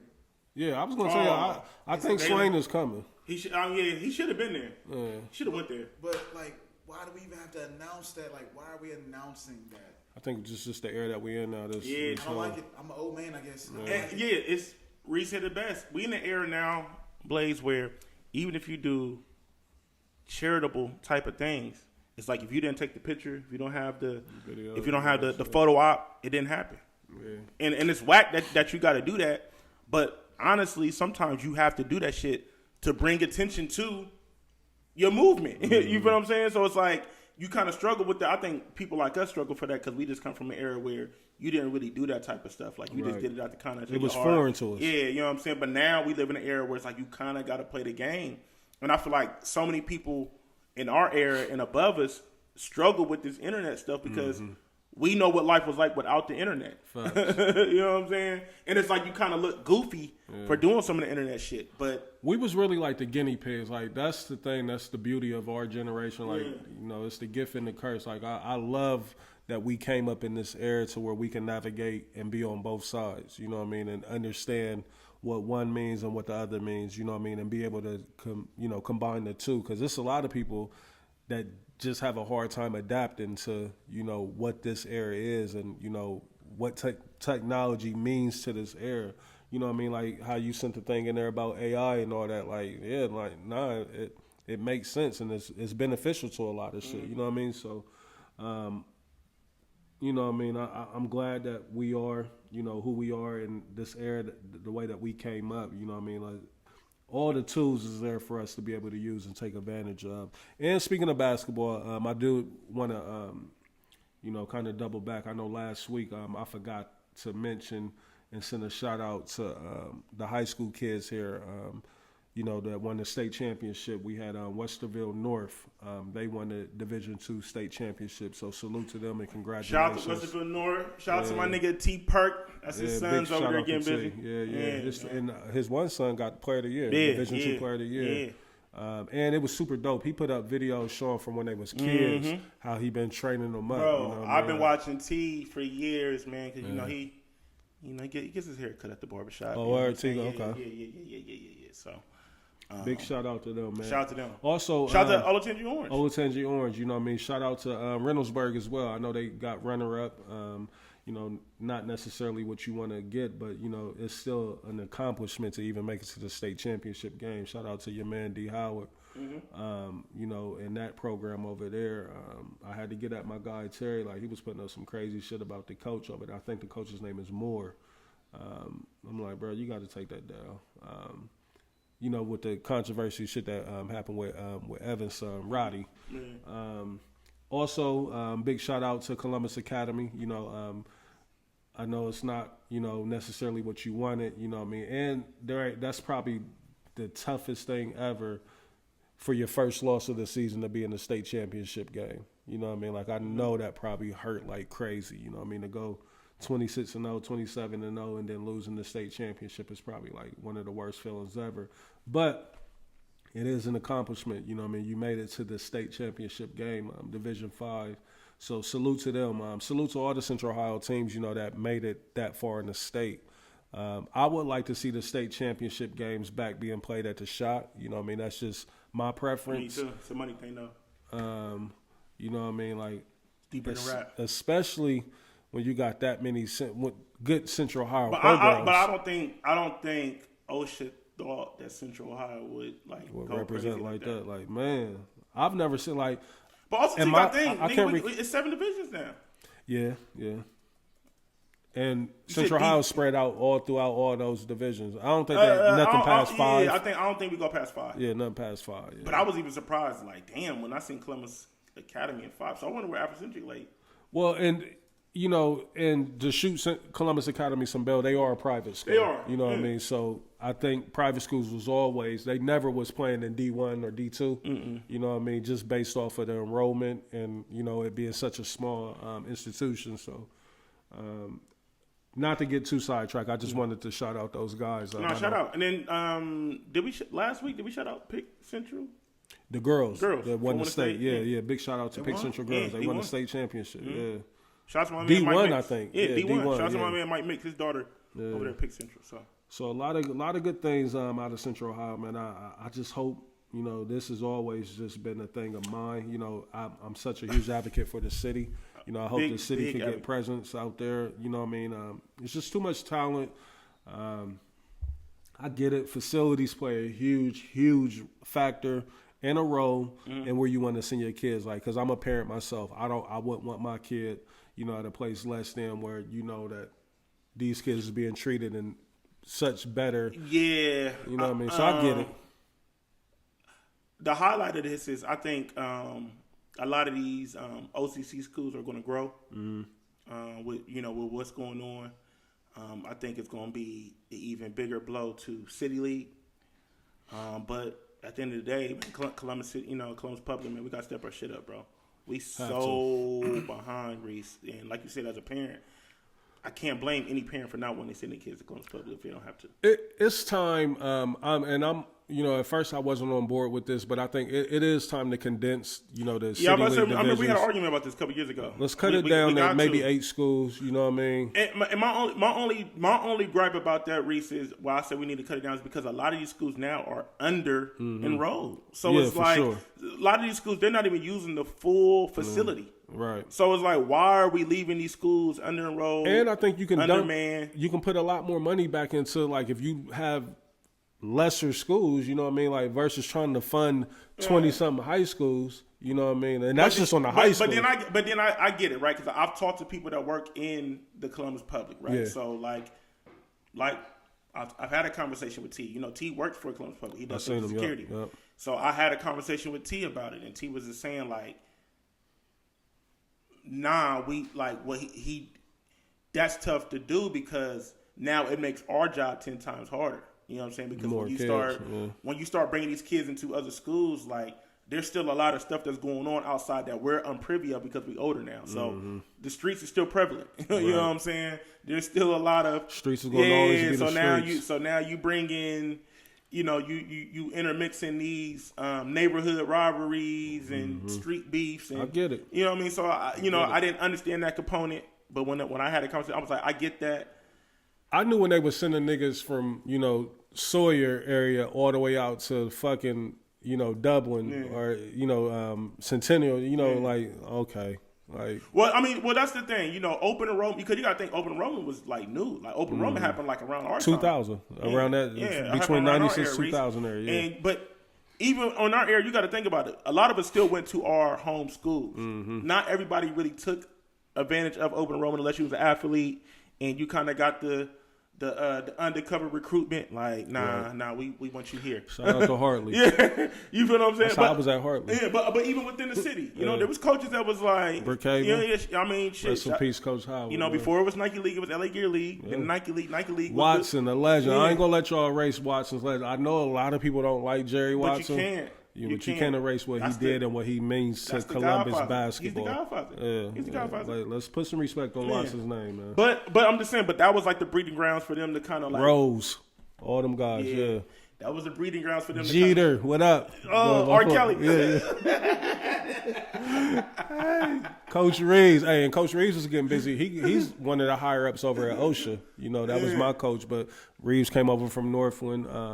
It's a lot of those guys, man, that really have dedicated their life to, you know, Columbus basketball. I mean, because you got to think, we still come from the era where we still call our coaches coach. Yeah, Coach Neal. Shout out to them, man. Even our Little League coaches. I still call Coach Randy Coach Randy. I see him at practice every day with my son, and I'm like, Coach Randy. I still see Coach Tiger, and I call him Coach Tiger. Yeah, man. It's just a respect thing, you know what I mean? Even in our, you know, I worked at we worked at the city together for a little bit, so I called him Coach Tiger. He turned around like everybody was looking like, so he knew like, hold up, this is one of my players. One of my players. Yeah, like, yeah, man. They looking at him like, you feel me? Like we still come from that era. That's just how we come. That's how we was raised up, man. Yeah. I wouldn't trade that. And you know, I wouldn't, man. Yeah. But because you know those guys, man, it wasn't. And that's what I hate. That's what I hate about. I know we're going on a tangent right now, but that's what I hate about youth sports. Because youth sports now, it's about the bag. A lot of these guys don't care about these kids. They don't love these kids. Coach Randy, Coach Tiger, a lot of those guys, Coach Stu. Stu, yeah. You know what I'm saying?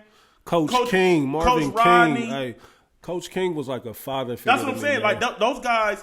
It was more than sports with them. They instilled real life values into us. They really treated us. You know, some of us were blessed enough to have fathers. You know, have real fathers in our lives. But even still, they played that secondary role. You know what I mean? Really took us into the care where our parents felt comfortable with them. Like, and you know, with my parents, they gave them the okay. Like, you can discipline our kids. Do what you do. You know what I mean? Like, I know they're in good hands. I know there's no malicious. Man, you know what I'm saying? It's just like, and we've lost so much of that, man. I really hate, even now, bro, when I went to the city game, man, like, watching some of these kids play, Reese, it made me mad because I'm like, some of the district, you know what I mean? Some, like, the body language and stuff sometimes they was giving to the coaches, like, bro, we couldn't do that when we was younger, and bro. we cussed and did all that shit, but like again, but if your coach told you something, like you could, like if you frown your face up and be rolling, like, bro, you on that bench. I don't give a fuck how good you is. Yeah.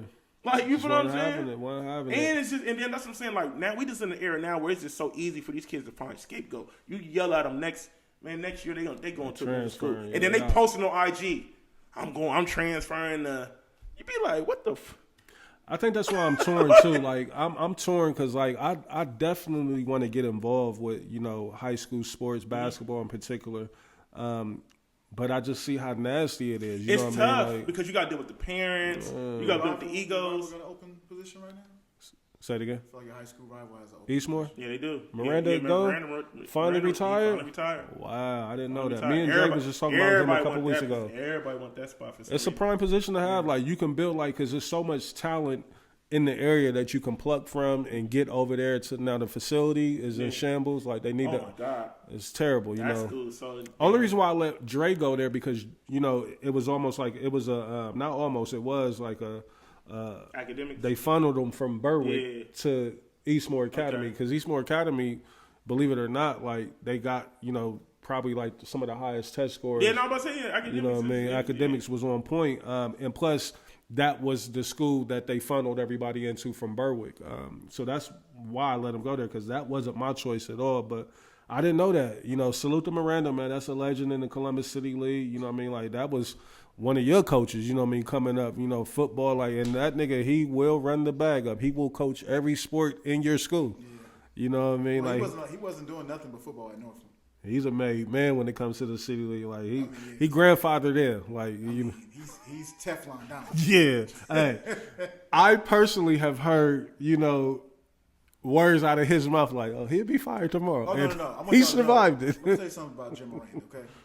One thing about Coach Moran is he's going to talk about hitting your mom. Yeah. That's a fact. That's the minimum that he's going to do. Is talk about hitting your mom.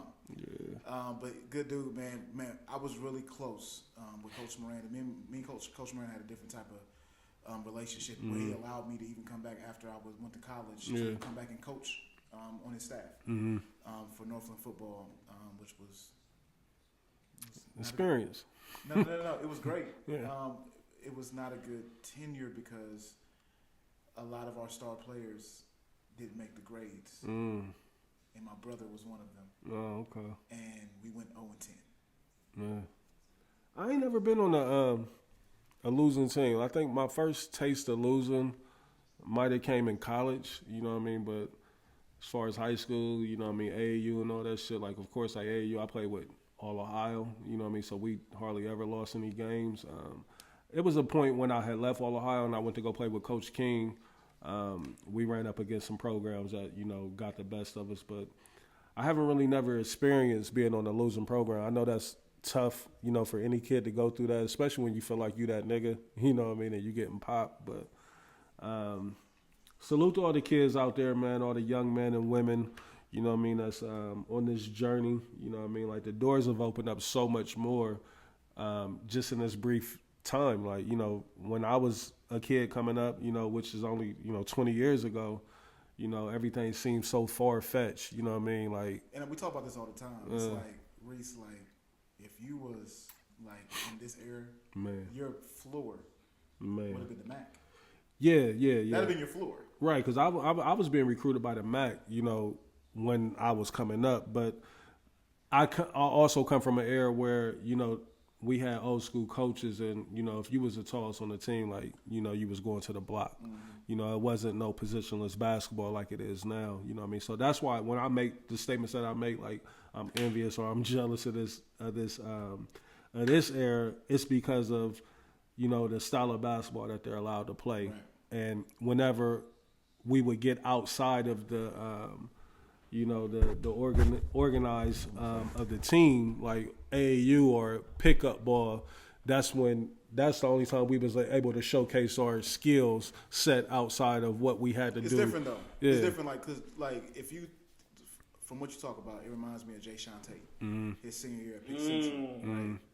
He wasn't necessarily the biggest kid, but I mean he was the enforcer. But he was allowed to play point. Right. He was allowed to play the 3, the 2. He had the green light. Oh, yeah, no, I mean, listen. Got him He's to the still league? sticking in the league. He's still in the league? With Houston, he done fell out the rotation. He was starting. I didn't know he was still in the league. Ime got over there. He kept him around. He got a deal last summer. Yeah. I didn't know that. I mean, salute to him. He's still on Houston's roster. But you know what? You know what's so...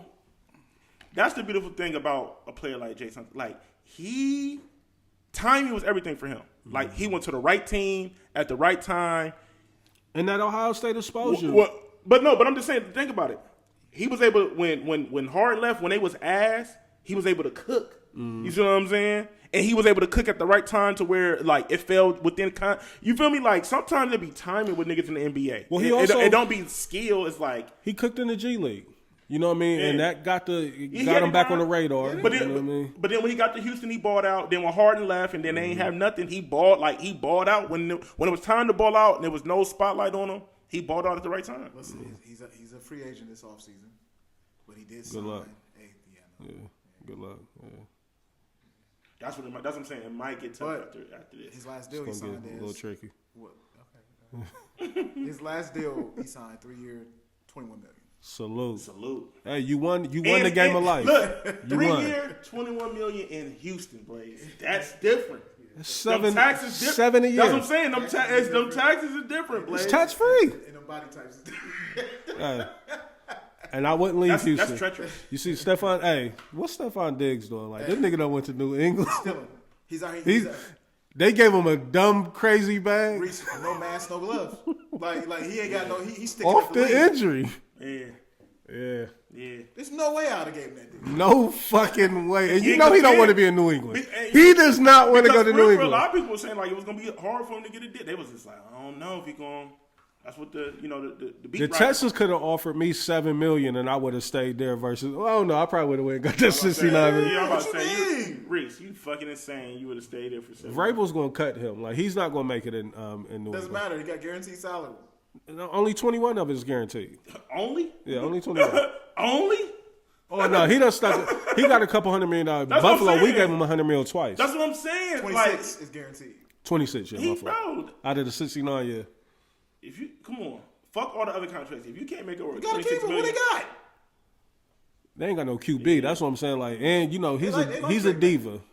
Yeah, they do got May. My fault. I forgot about May. I don't know. You know, that's not even where we was going to go. I did want to ask y'all, staying in sports, and off of the Juju shit, before she had got hurt, did y'all see what took place with Jaden Daniels, her mom, or his mom and Juju? His mom got chill out. Let's paint the picture. I can understand in certain situations. I don't. No, in certain situations, not with Juju. I can understand it with certain, because he, you know what I mean? I don't understand it, period. Nah, the freaks is devious. All right, so when you get in that type of bag, treacherous. Jaden Daniels, for those that don't know, he was a top pick for the Washington Commanders, QB. Just had the greatest rookie season in NFL history. I would have. Yeah, got him all the way to the NFC Championship. Kid looked like he's going to be a star. I mean, but we also saw RG3. You know what I mean? Like, I'm still kind of pumping my brakes. Like, he's great as of right now, but I want to see more. But that's not even what we're here to talk about.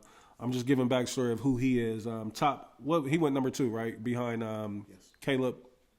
What's his name? Williams? Yep. Oh, yeah. Number 2 pick behind him. In my mind, I instantly said Downs. Caleb Downs on DB, yeah. Number 2 pick, NFL. Like I said, top quarterback. Right now he's looking like he's a top 10 quarterback in the NFL. I said all that to say he's a grown man. You know what I mean? We know he's at least 22, 23 years old. You got to be a certain age even, or you got to be 3 years removed from college to even go to the league. He was recently at an NCAA tournament game watching. He was sitting next to Juju in one clip. They chuckling, looking happy, you know what I mean, having a little conversation. If he's who I think he is, he should have been over there like, yeah, keep fucking around with me if you want. That's what you know what I mean? Like, the engagement was given that. Yeah, that was all right. And as it should. Right. Like, if I'm Jaden Daniels and Juju sitting next to me, I'm shooting at her. It's perfect. Are we all in agreement? It's perfect.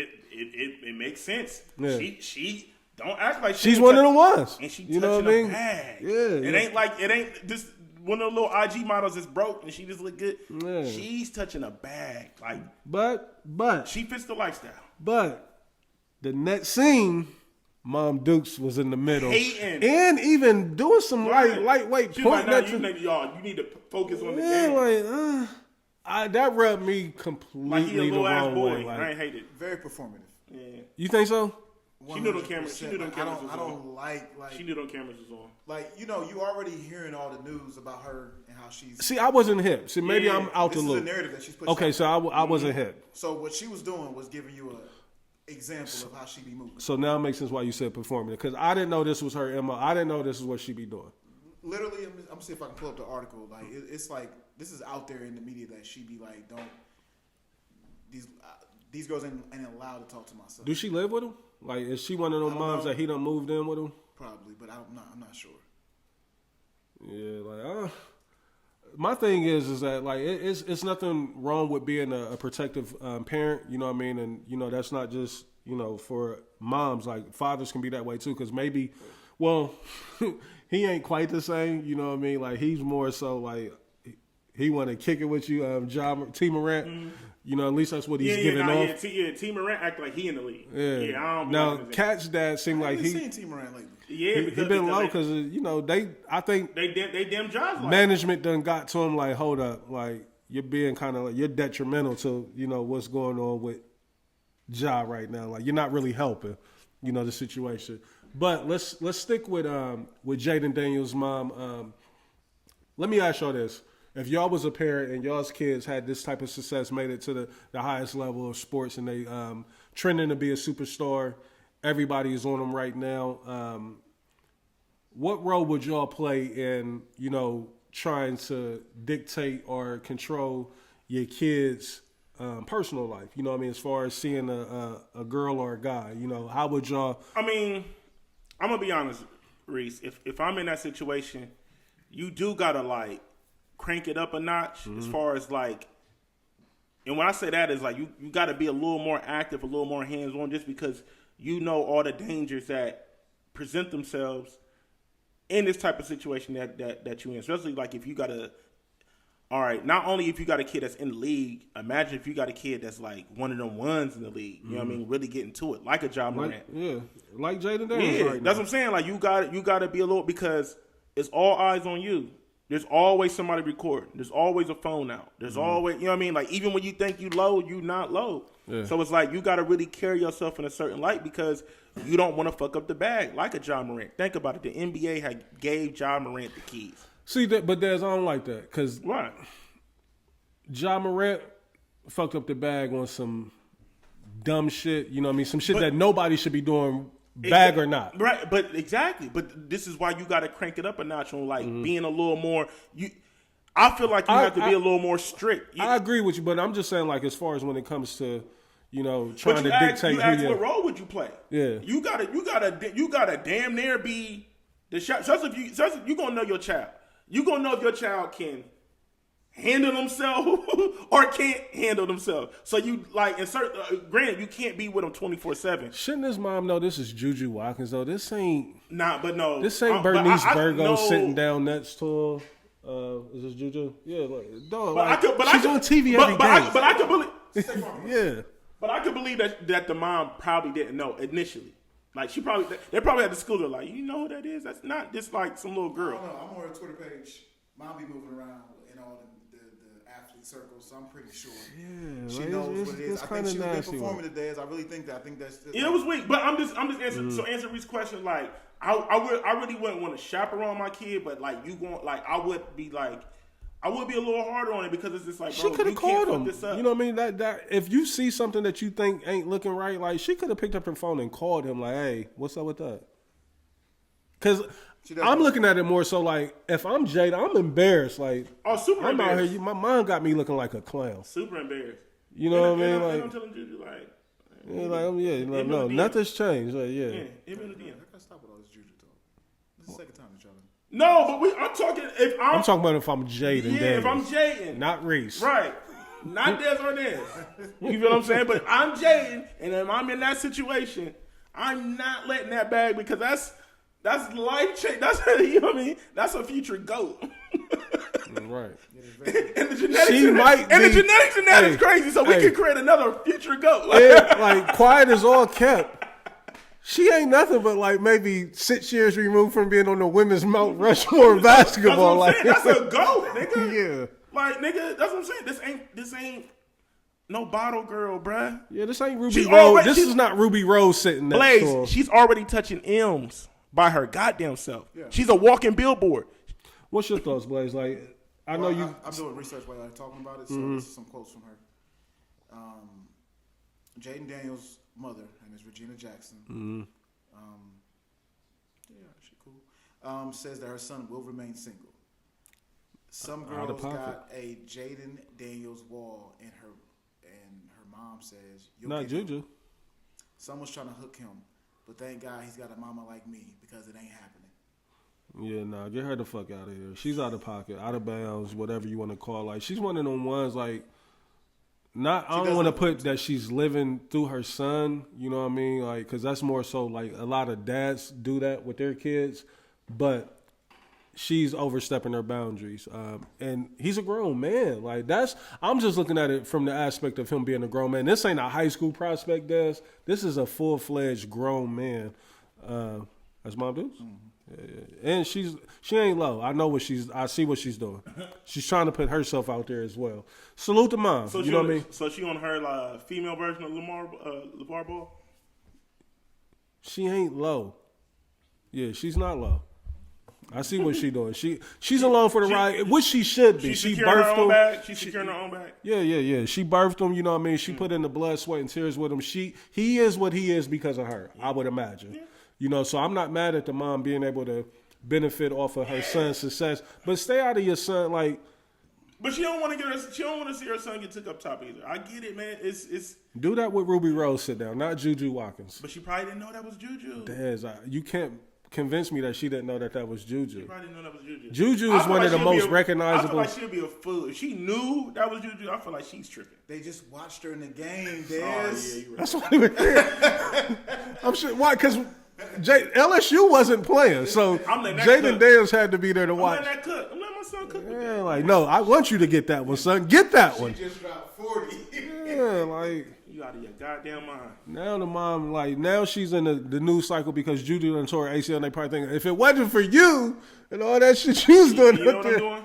I'm making sure she's in that press box. I'm like, every you need a massage, like get her right. When it's football season, because she's not hooping. Yeah, move her to DC for therapy. I got a ticket for you for every game. Yeah. In the box. The ACL doctor is in DC. What's his name? Oh, the one that be doing all, legend. Yeah, big time legend. Yeah, I know exactly. I forgot his name. Something Andrews. You in every box. You are absolutely right. You in the box with the fam. Yeah, I don't like it. Like I think it's a bad look. And like I said, I think I'm looking at it more so from Jaden's perspective. Like, dude, we all got a soft spot for our moms. Like, we never want to disrespect our moms. We never want to show our moms up or anything like that. But this would be one of them instances, and he might have did it behind the scenes where I would be like, "Mom, you gotta chill," you know what I mean? Or, you know what I mean? Like, let's dial it back, son. You know what I mean? Like all these quotes and shit. Like I wasn't even hip. Like it's like she's trying to become a famous parent. You know what I mean? For me, it wouldn't work. It wouldn't work. It wouldn't work. I don't know. And maybe he's one of them dudes, like, I don't know much about Jaden Daniels. Maybe he's a dude that requires and needs that because he might be, sheltered. If he's letting it ride, right, it's something there, you know what I mean? Yeah. I mean, it's probably clear that she probably been like this since. Facts, you know what I mean? Little guy. Still in sports, man. I want to get to the biggest story of them all, and then we pretty much probably going to wrap it up. We don't got too much more on the docket. Okay. But the king. I was wondering if we was going to get out of the sports topic without talking about LeBron. Yeah, nah, ain't no way. The king himself, LeBron James, recently sat down over the past week with Pat McAfee. Who, my God, is he running it the fuck up, Pat McAfee? Bron sat down with Pat McAfee, something that he never does with anybody. Gave him not only did he sit down with him, he came to the studio. Now, granted, they was in town to play the Pacers, and, that's where Pat McAfee is based out of. But for athlete of this caliber, like this is, yeah, he played for the Colts, yep. An athlete of LeBron's caliber, this is rare, pretty much unheard of, to come sit down and do an hour-long anything goes. That's an active player. Yeah, active. You know what I mean? Like he came and sat down, fresh off of the shit that took place with him and Stephen A. Smith. Now I know we talked about that last week. Again, performative COE, a lot of shit going on. I'm starting to put, 2 and 2 together. Everybody's in on the content game. Like that's a given. Everybody's in on it, but we're in, for sure. That's what's everybody. We're not excluded. You know what I mean? But to see, I guess it makes sense. Like the bigger you are, the more money it's going to be for you to be able to get up there and do that. Mm-hmm. To see LeBron come sit down and say some of the things that he said, talk the way that he talked. I could never imagine. Only person that I could see that would even do something like this is somebody like Shaq, maybe. You know what I mean? But again, it wasn't no outlets like that back when Shaq Oh, was you saying coming Shaq up. was doing it? I could see Shaq doing it. Like, I can't see no other athlete, you know what I mean? And I'm just comparing, like, just being, like, at the top of the mountain as far as athletes. But to get back into the interview, you know, LeBron came in there, shot hella shots at Stephen A. Smith. You know what I mean? Some disrespect, you know what I mean? Some of it being funny, you know, some of it being, you know, just witty shit. He shot his man, Brian Windhorst, completely out the sky. I don't understand. That's the part I don't understand. Huh? It's clearly not his man. I don't understand why he did Wendy like that. Wendy was confused by it. Yeah. You know, because Wendy thought he was his man. But Wendy ain't never, Wendy knew he wasn't his man. Yeah, Wendy knew that, but I feel like Wendy ain't never really talked bad about LeBron for real. Not one single thing. He had some comments that he made about him. I mean, he kind of made, you know, Wendy kind of made his career by off of Bron. Following LeBron. Yeah, like that's how his career was made. Yeah. You know what I mean? Like he started off as a high school reporter. Yeah. You know what I mean? Covering Bron. And he was covering Bron from high school all the way up. You know what I mean? So Bron took him for the ride. You know, at one point I want to say that Wendy might have been on Bron's and them's payroll. You know what I mean? If I'm not mistaken, you know, I could be wrong. But I'm thinking he was. But Wendy went straight to ESPN, like as soon as Bron got to the league. Okay. So he was covering Bron. So people keep saying that him and Wendy was teammates. That was a joke, and I don't know why McAfee was so confused by that. Wendy's never played a lick of basketball in his life. That's it. He just covered him, and they said he started covering them in middle school, which I didn't know. They said it started in middle school covering them. Yeah, he just took his career and just. He just attached himself to LeBron. Yeah. Which, I mean, it's not uncommon for a lot of people. Right? Yeah. I mean, it worked out for him. Right. Worked out for him. Now I'm sure he's making M's working for ESPN. But I guess what I was just more so confused by, you know, Bron calling him weird on national TV. I think that was a bit much. Did Wendy ever say that he was LeBron's best friend? No. Wendy's never said none of this shit. That's why I didn't get it. That's why I was confused. Like, it's almost like Bron. He feeds into the online narrative a lot of shit that he sees out there, and he was responding to that type of shit versus actual facts. Yeah, I'm like I said, I can understand the Stephen A. shit, but the Wendy shit that made no sense to me, bro. I don't understand why he shot at Wendy, but go ahead. Believe it or not, you know, I'm kind of on Bron's side, you know what I mean, to an extent when it comes to all of this shit that's been going on in the last couple of months. No, I still will kick his back in, you know, and I'm going to kick his back in slightly on what took part here. He's an interesting guy. He is very the most interesting. Yeah, go ahead. I mean, the thing is that, so let's look at it like this. Bron is in a position that nobody's never been in before with Bronny. You know what I mean? Because that's what all of this stems from, of him saying that he don't like the coverage of Bronny, and you know, and he tried to clear that up, but you know, he was lying. You know what I mean? He tried to disguise it as that's what this was all about, but they pulled the clips, and Stephen A. That's what I don't like. You know, that's my whole gripe with all this. But go ahead. Stephen A. hasn't really said anything negative about Bronny. It's always been about Bron. I do see where Bron, like, what he's hanging on to, the one part of, did y'all remember that clip when Stephen A. was like, I'm begging you as a parent, please stop. Yeah, I remember that. The more and more I look at that, it's like, nigga, are you begging any other parent to stop doing anything? Like, no other parent's putting their kid in that position. And no other parent is in a situation like a LeBron. That's why I think you should give him some grace, like, because it ain't never been done. Like, it ain't like Bron got a blueprint on this to follow and be like I'm gonna let you cook. I'm gonna wait till you're done. Let me know when you're done. What I'm saying is that Bron is navigating through this on the fly. You know what I mean? I got my son here. I'm in agreement with y'all. Maybe. I don't know how y'all. Well, I do know how y'all feel. Like, yes, this has been nepotism. Yes, he has ushered Bronny along. It's been a lot of shit that Bronny done got that he may not deserve, you know, as far as what his skills have shown in the world. The McDonald's All-American, the full ride to USC, the fully guaranteed $8 million contract as the 55th pick. Cool. I think we all on the same side. Like, yeah, that's kind of bogus. But to see only my son being discussed, you know what I mean? And again, this is a one of one. Nobody's never done this before. And then for you to be like, y'all don't think that statement of Stephen A. saying like, I'm begging you as a parent, stop doing this. Like, stop doing what? Like, my son ain't in no trouble. He's playing basketball. He's living out his dreams. I see y'all smiling. Like, what's y'all's thoughts on that? Like, cause I'm assuming y'all on the other end of that. Like, when it comes to that, strictly that part right there, I'm on Brownie's side. Like, what are you begging me to stop doing as a parent? Like, my kid ain't in no trouble. He's playing basketball. He's having the time of his life. He's with his dad. Where am I going wrong at? You want to go first or you want me to go first? You can go. Right. I hear what you're saying. Mm-hmm. I feel you. I'm not a parent, but as a parent, this would be a dream come true.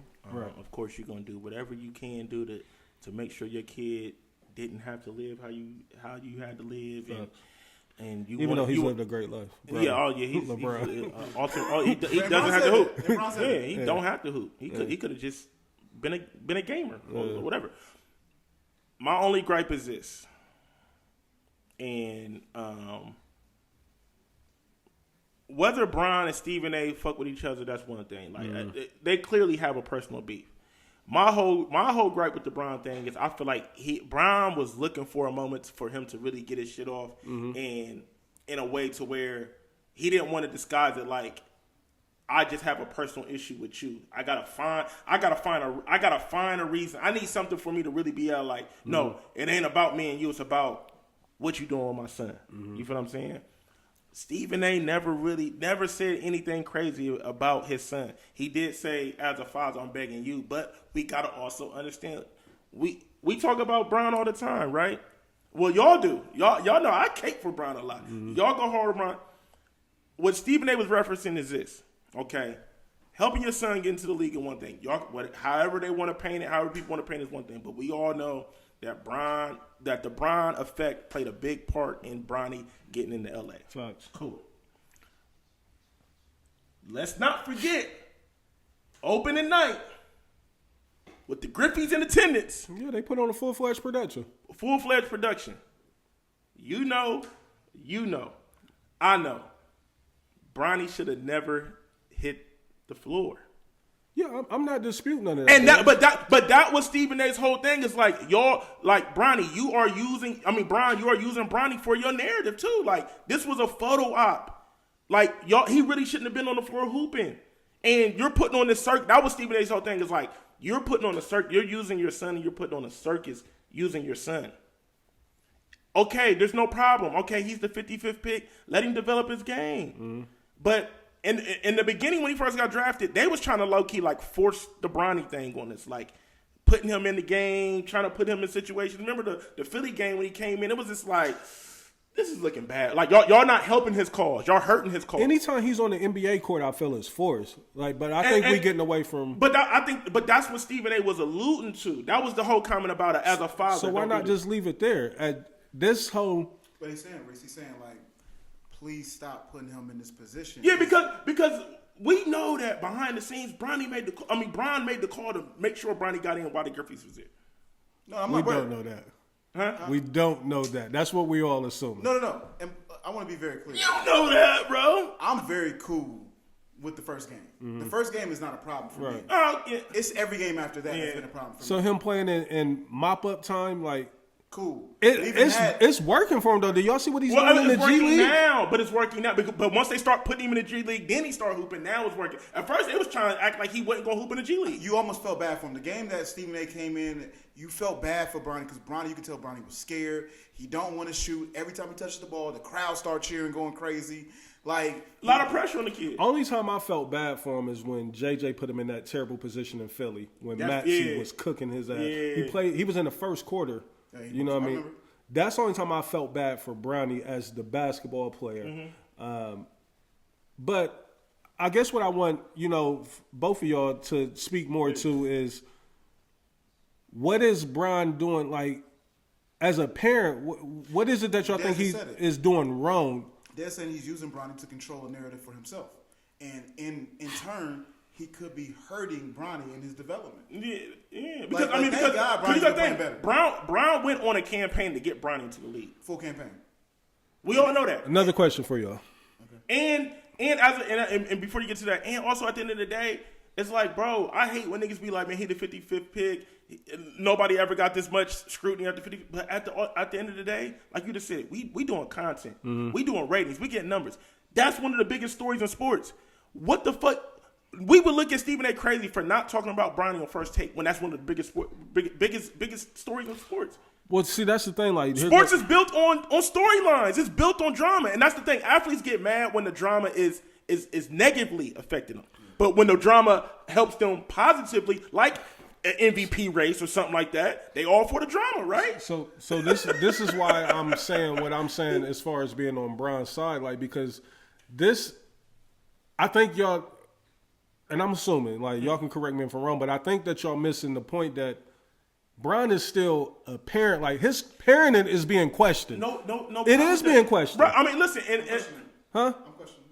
But that's what I'm saying. Like, we've never seen a reporter question somebody's parenting. But we also never seen, we haven't been privileged to see it. And I think that's why Bron is so mad. Like, bro, like, let's see what it is. Like, who are you to be calling this out? But hey, we've cut. Y'all don't agree with me at all with that? No. I hear you, but at the end of the day, your son is in the big leagues now. He's not at Sierra Canyon. He's not at USC. Let's eliminate Bronny. But we can't. We can't. You that's keep trying to take it back. So because it's the biggest part of the story. If Bronny wasn't there, we wouldn't care. This wouldn't even be a story, right? So do you think we should just criticize Bronny? Because what a lot of reporters are doing, they're saying, this is not this kid's fault. That's how a lot of reporters that's what they're saying. This is not this kid's fault. They're saying, Bron, you created this hype around your son. You said that your son was better than a lot of here, we have to spectate and give our observation on what we see of him. We don't have to say that Bronny is struggling and not doing good out there is perfectly within bounds. But when you be like, but you as a parent, why are you doing this?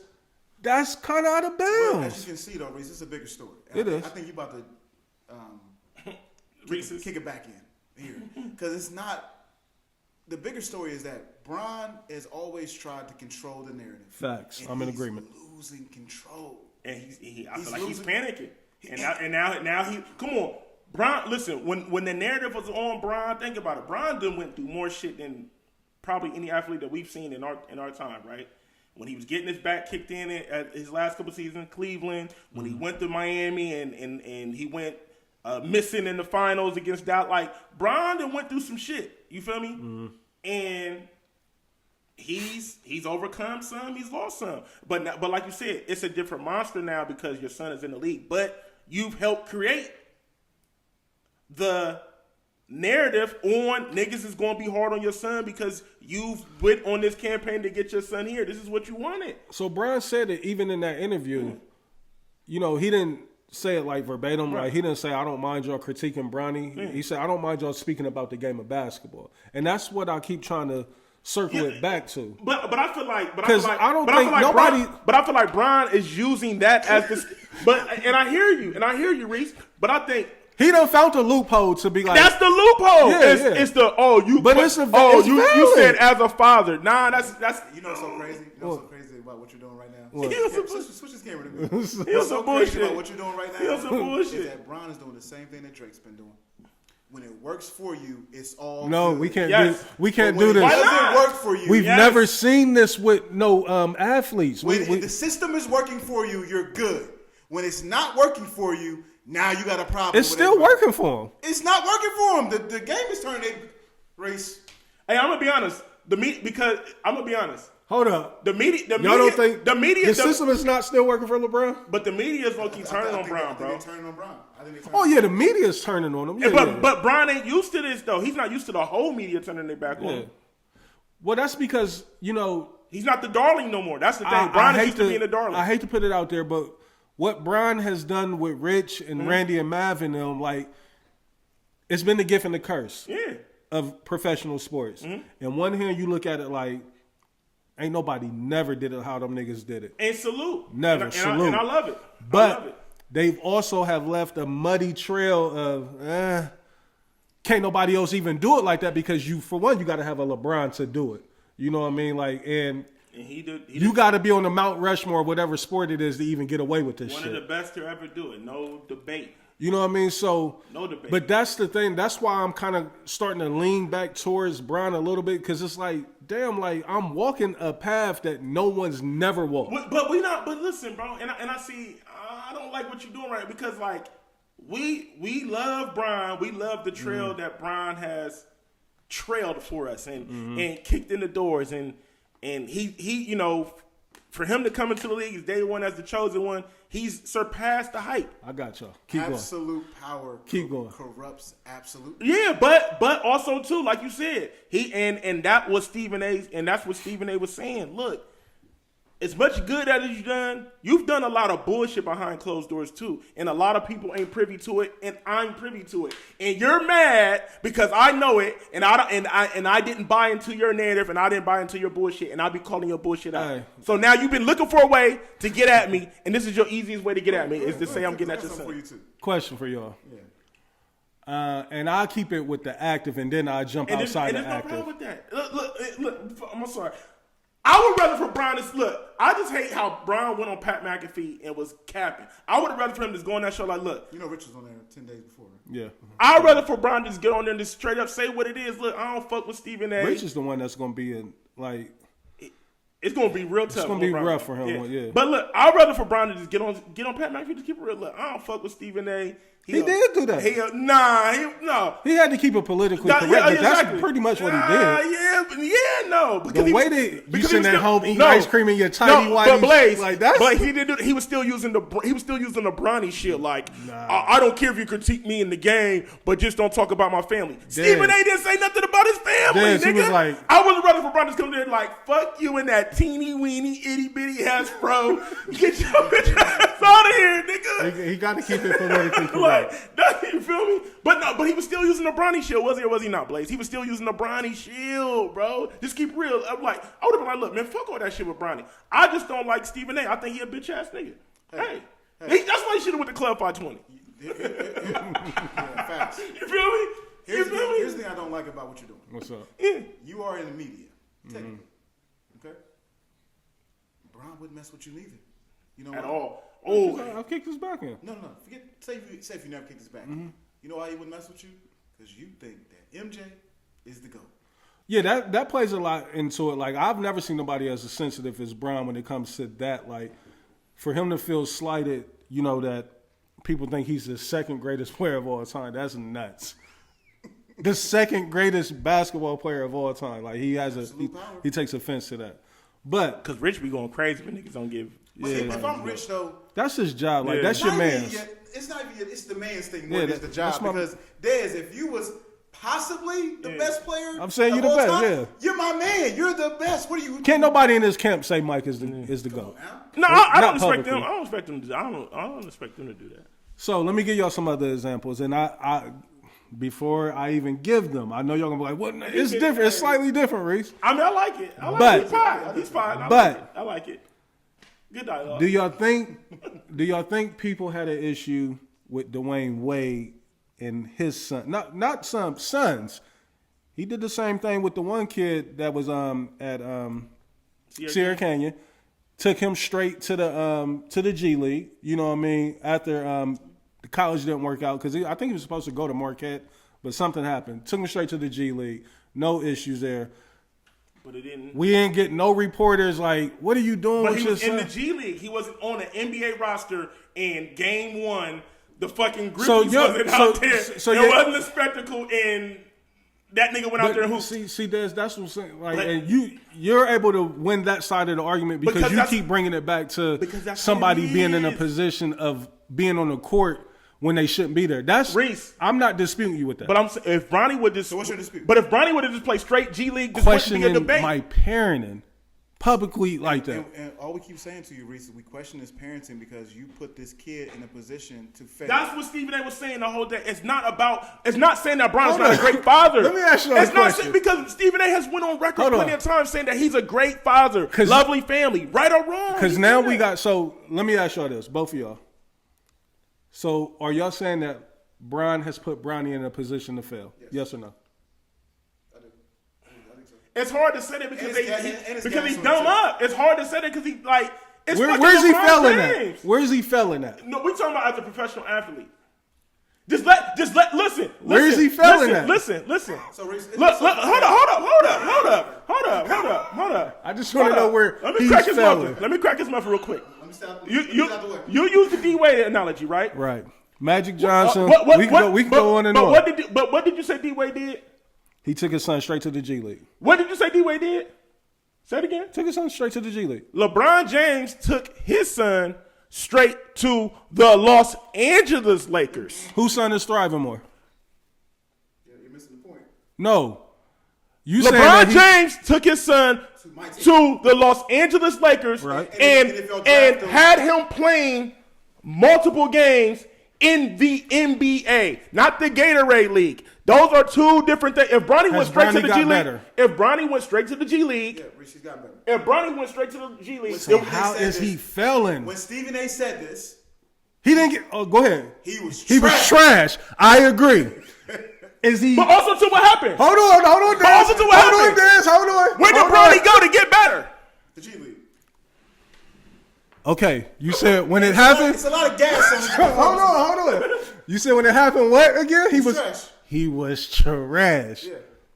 Is he 10 times better today 10 times better than that. than what he was? But what did they have to do to get his confidence up? I hate this gas on that. When he scored 17. What did they have to do? I hate get the his gas confidence up? too. I hate it. Like, he scored 17 against Milwaukee. They was down by 40 the entire game. Every time he gets off in them games like that, they're getting blasted. But the experience on hand, like, that's like, you know, in our professions, you know what I mean? Like, it's a little different, you know what I mean? But when you get thrown out there into the field, you have no choice but to either sink or swim, right? You know what I mean? And Bronny at this point, he's starting to learn how to swim. At first, he was drowning. That's why I was on here kicking the back end. But I was kicking in. I don't think none of it. We never got on here and talked about Bron. We talked about how trash Bronny was, right? Ain't that what we did? Or I could be wrong. We would always talk about how Bron's put him in a position to fail. This is not a new thing. I'm just saying, like, It's one of the things that I wish we had archives. yeah, we would have to find it. I kind of. You think Bronny's trash? Yeah, I still do. Like, I don't want y'all to confuse none of this. I'm leaning the argument strictly towards what Bron said is like, it's one thing to critique basketball. Cool. I'm all for that. Like, do whatever you want talking about basketball. That's why, though. The reason why I think that's why, Reese, because you know that Bron would have been mad no matter what. If Stephen A. would have been like, yo, I think that Bronny's a bum. He don't like Stephen A. You right. I think that that's what Bronny's I'm a saying. bum. And just straight out this man, nigga, fuck that teeny weeny bitty ass pro ass nigga. nigga, you's a bitch. Nigga. I don't like you. I don't like your energy. I don't like your kind. I just don't like how you trying to use the Bronny thing, like you questioning my fatherhood. No, the fuck Stephen A. was not. Stephen A. was not questioning his fatherhood, bro. He wasn't, bro. he was a little bit. He was this. He was. He said, as a father, I want you to stop. I want you that it doesn't get no more questions than that. You know what I mean? But and that's why I said, like, I think y'all might be confusing what I'm saying. Like, that's why I'm kind of leaning towards Bron in this stance or in this particular because we've never seen it, and it's like, cool. Do you think what Bron's doing is whack? All encompassed, yes. Not just with the Bronny situation. Like, let's take the Bronny situation. Like the Luka, like did y'all? What? He knew about the trade. Oh yeah, that came. He was exposed. Oh, he knew about the trade? Bron knew about the trade. Yeah. He asked for the other twin to be included in the trade. Oh, because so Bron really a real nigga then? Bron a real nigga? Call it what you want. I'm just saying, Bron a like, real nigga? he came out. Why you say that? Because it's like, nigga, all right, we're going to make the trade. Let me bring the Morris twin over here. So what about AD, his guy? So like, he fuck came him. on that interview with my best friend. Yeah. I mean, shit. He was trying to do damage control, too, because he part knew of the this mob. was coming. You part of the mob. You part of the mob. See, Des, I'm conflicted with you. Like, hold up.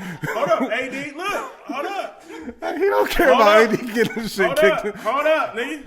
He went in that room, nigga, like on South Central. I'm making an OG call. He did go in the room. That's the problem. That'd be the problem with Bron. That's what Stephen A. was alluding to. Yeah. That little stuff that he and that's what he was like. He's like, yeah, you do a lot of fake shit behind the scenes, and you don't be. Yeah. Another reason why I'm kind He always does that, though. But another reason why I'm kind of fucking with But he got Brian the on Morris this, twin over there, so like, because Stephen A. showed his true colors in in regards to all of this. That whole Kobe shit. Look, Stephen A. Look, Reese. Reese. Super whack. Look, Reese, and I'm glad you brought that to the light. Both of these niggas have been doing a lot of whack shit amongst each Super other. whack. Stephen A. Once again, facts. You with that teeny weeny itty bitty ass fro, that Jay Prince, that Cameron from Versus Pro. Yeah. Every nigga with that fro, I'm not fucking with. Yeah. You was whack for that. You was whack. That Kobe shit. I'm like, when he said that, I'm like, all right. The Dwayne Wade shit that he brought up. There's something behind that though. Huh? I feel like there's something behind that. Yeah, it's something that him and Bron know. Like, even though he misspoke because Bron was at the funeral. And he went back. I'm thinking it might have been a private. And then he went back and corrected himself. Did he? That he misspoke on even that was whack though. Even that was whack what he did. But he got to because he's a journalist. He got to. Yeah. He got to. I thought they showed Bron there on camera. I didn't. They definitely did. I seen it. They got real. They got real smoke. Let's leave the. It's real smoke. Look, at the end of the day, this is my biggest thing with it. Because look, I'm still fucking with Bron. That's my nigga. I don't give a fuck with nobody. Yeah, I'm still fucking with him. But I can call a spade a spade. But let's just stop using the shields. Y'all don't fuck with each other, and that's cool. Y'all don't have to. And they fuck should with just each say other. that. Stephen A. came out and said that though. But that's not the problem that I have. The problem that I have is that he don't mess with nobody who don't think he's the GOAT. Yeah, that's whack. That's super whack. Like, and it's super sensitive. Like my nigga, like. Oh, like he's at war right now with the media. Do y'all agree? Facts. Him putting out that thing with Perk calling him. Why? Super bozo. Him making sure, let me stop and shake hands with old boy from Nick Wright. First. Yeah, that was corny as hell. Let it be known. That was super corny. If you rock with me, cool. And I hate Nick Wright's guts. Wow. Now that was COE. Oh yeah, everything's been that. Stephen A. was like when the Nick Wright shit. I'm like, all right, now, Bron, you really leaning into that. That's my problem with Bron. That's all you Fuck do. Nick Wright doing at the Memphis Grizzlies game on the front row anyway, sitting in T Morant's seat. Like, fuck he doing there, man? I ain't think about that. Yeah, like why is he there? Yeah, why is he there? Is he from Memphis or some shit? Like maybe he was doing a story out there. I don't know much about Nick Wright. Like he loves Kansas City. He loves Patrick Mahomes. Like he loves Pat. Yeah. Go ahead. Yeah, but like that's the part I think is whack. It's like, bro, guess what? If Reese don't think that you're the greatest player of all time, it's okay. It's okay. Like, and that's what Stephen A. kept saying. Like, all I said was he was the second best player in the history of the game. Yeah. If that's not good enough for you, then Bron, you are too. What I think is that, and I hate that Skip will say this about Bron. I think Bron is more concerned with narratives than he is about winning. He is. Always been that way, and he's just cut from a different cloth. He's from a different era.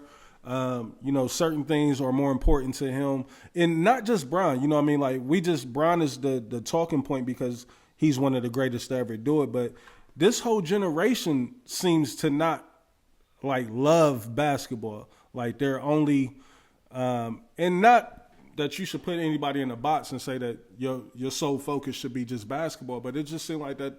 They just have different things that they into. Like this whole generation, like there's so many on painting their nails and shit. Yeah, it's just different. You know what I mean? Like, and I think, our generation, and generations before, it's like it's hard for us to, kind of digest a lot of this shit because we just so programmed and used to a different way. We're used to our superstars keeping it strictly on the court, you know what I mean, or their field of play.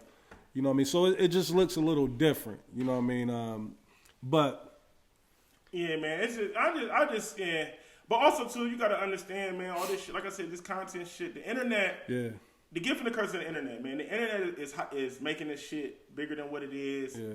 I hate what the internet do sometimes to people. I love what it do. I mean, I don't know if I had a conversation with y'all about it, but like, and I know this is totally off subject. I want to stay on the Bron shit, but like, look what the internet doing to the Big Meech, bro. Yeah.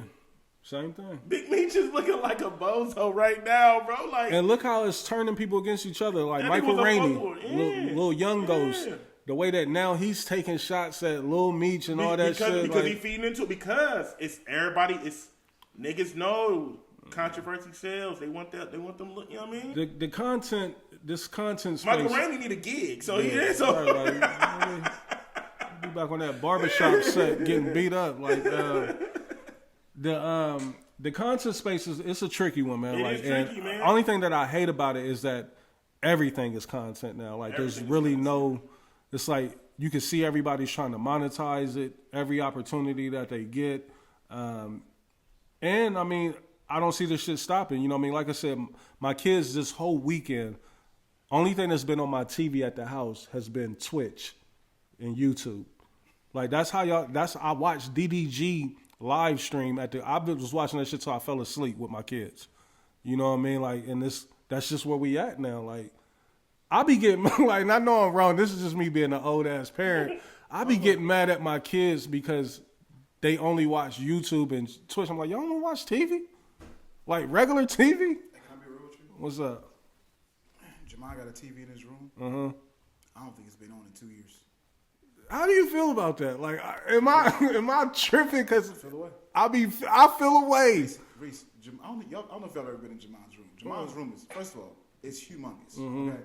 Then he has this designated area where it's like a gamer desk, gamer chair.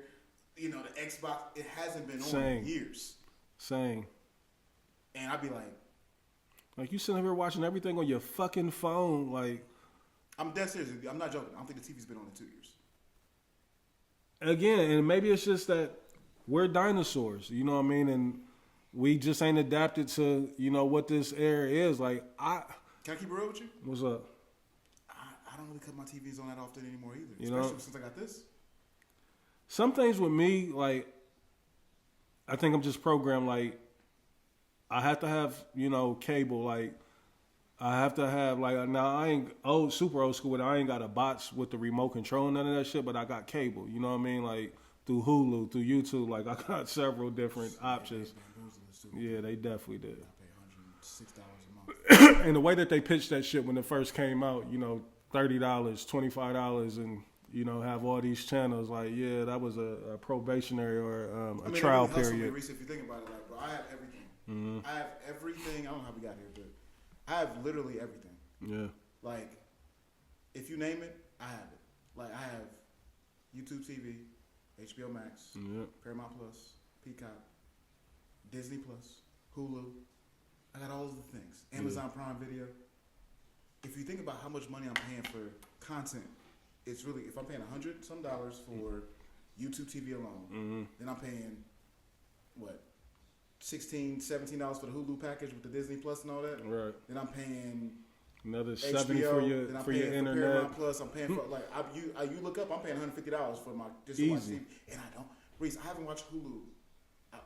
Me watching Paradise is the first time I watched Hulu since the first season of the Wu-Tang thing. Yeah. And just paying it monthly, like. It's crazy. Like they really got us in the matrix and getting hustled left and right, you know. And it's really nothing that you can do about it because you never want to be in a position where like, well, let me just cut it off and see what it's like without. Like, I don't want to never get to that point to where, like, damn, I should have just kept it, or something comes up and now I wish I had it, so like I might as well just keep paying it. And then some of it's so manageable, like Peacock and stuff. It's not necessarily that expensive. I will say this. That's how we look at it though. Like, it ain't nothing but $8 a month, $10 a month. We looking at it like that, but then you're like, nah, but I got 30 of those $10 a month things going on right now. You know, shit. Then they'll get you though. Like you'll try to get rid of Peacock. Like, what do I watch Peacock for? I don't watch Peacock. Then all of a sudden, stay playing. It's only on Peacock. Only on Peacock. We out here getting fucked. Ain't nothing we can do about that shit. Like when like one time my dad was like, 'cause my dad has all my stuff, and he was like, I can't find the game nowhere. Yeah. I instantly thought, check Peacock, Dad. It's on Peacock. Log right in.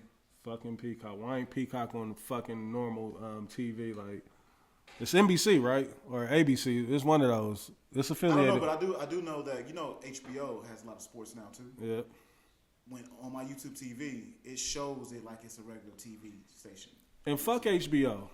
I got HBO. I got regular HBO and I got Max. HBO Max. Oh, it's two different ones? Two different ones. So, you know the show sure?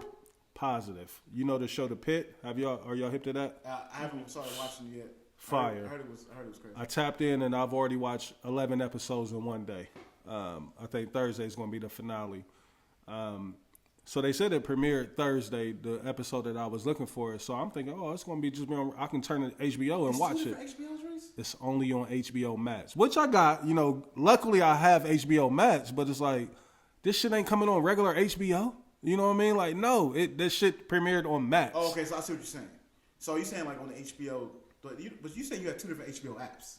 No, so I got HBO, which is a part of my cable package. It's like 6 different HBOs: HBO West, HBO East, HBO and Espanol, all that shit. And it's not on none of those channels. But when I leave up out of my cable app and go into HBO Max on Thursday, it's their world premiere.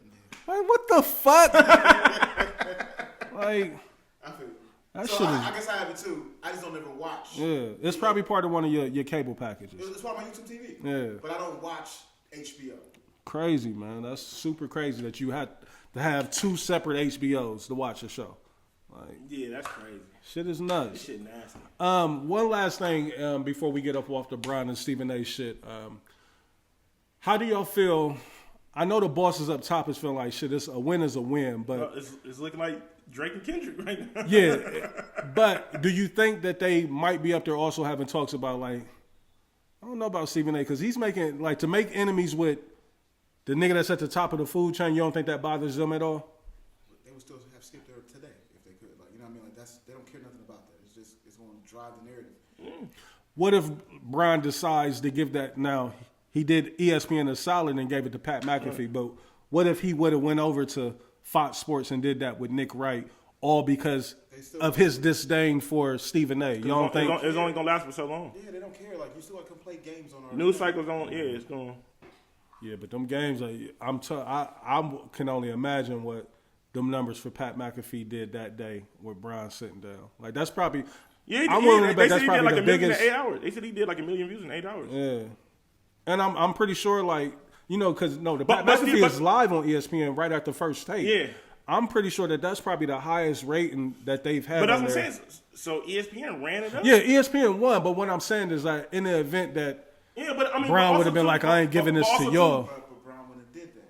You're right, because he needs the machine as well. He want that ESPN yeah, machine. Drake, he does want the machine. Right.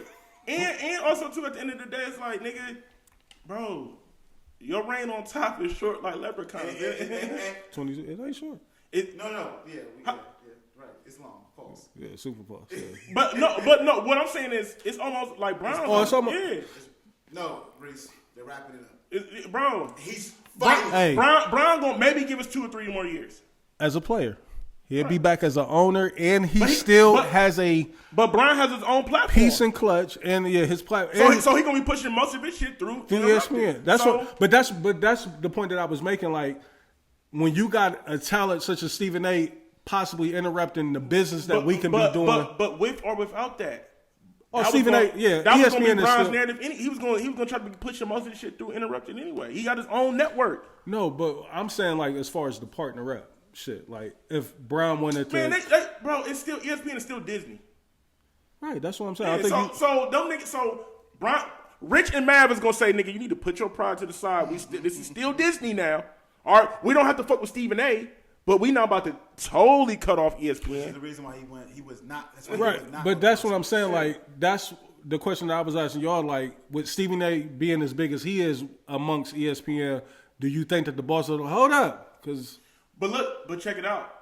this is still Brown. Like you're not Okay, bigger than right. Stephen A. thinks he's bigger than. But you got to think for real. He think he's bigger than Brown. I think. But for real. But when it come to media, but when it come to media, He's the Brown of media.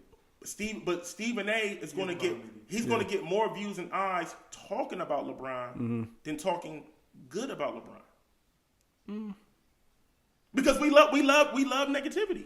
This is really like these last 2 years really been the first time that they've been talking bad about LeBron. You know what I mean? And Yeah, a lot of because- that's because- declining in this game. But that's because for so long niggas was scared of LeBron. Now niggas is starting to see like, man, bro, you still a big fish, but at the end of the day, like, nigga, you know what I mean? They're not afraid of LeBron no more. That's what it was. When Brown was in Miami, nobody would dare. Even Stephen A. Like niggas ain't about to talk I about wouldn't Brown. say that. In Miami, no, I wouldn't say that. they ran the type shit over there too. Type shit. No, but they still. I mean, in Miami, he had the Dallas flop. Yeah, okay. So- but I'm just saying though, niggas is getting real vocal about Brown now. That's what I'm saying. Yeah, people And you can will tell say he's hearing it because he addressed a lot of He it. addresses it. And that's why I said that's where I disagree with I him. don't know where a lot of that came from. I don't know where he said Right. because you put it out there. right. Like let's stop talking to us like we're stupid, bro. We know how Y'all been controlling the narrative, and guess what? The NBA and the LA Lakers are tired of it. He's talking about he gonna opt out to sign a lower deal so he can help out, get more players for the Lakers. Opt out if you want to.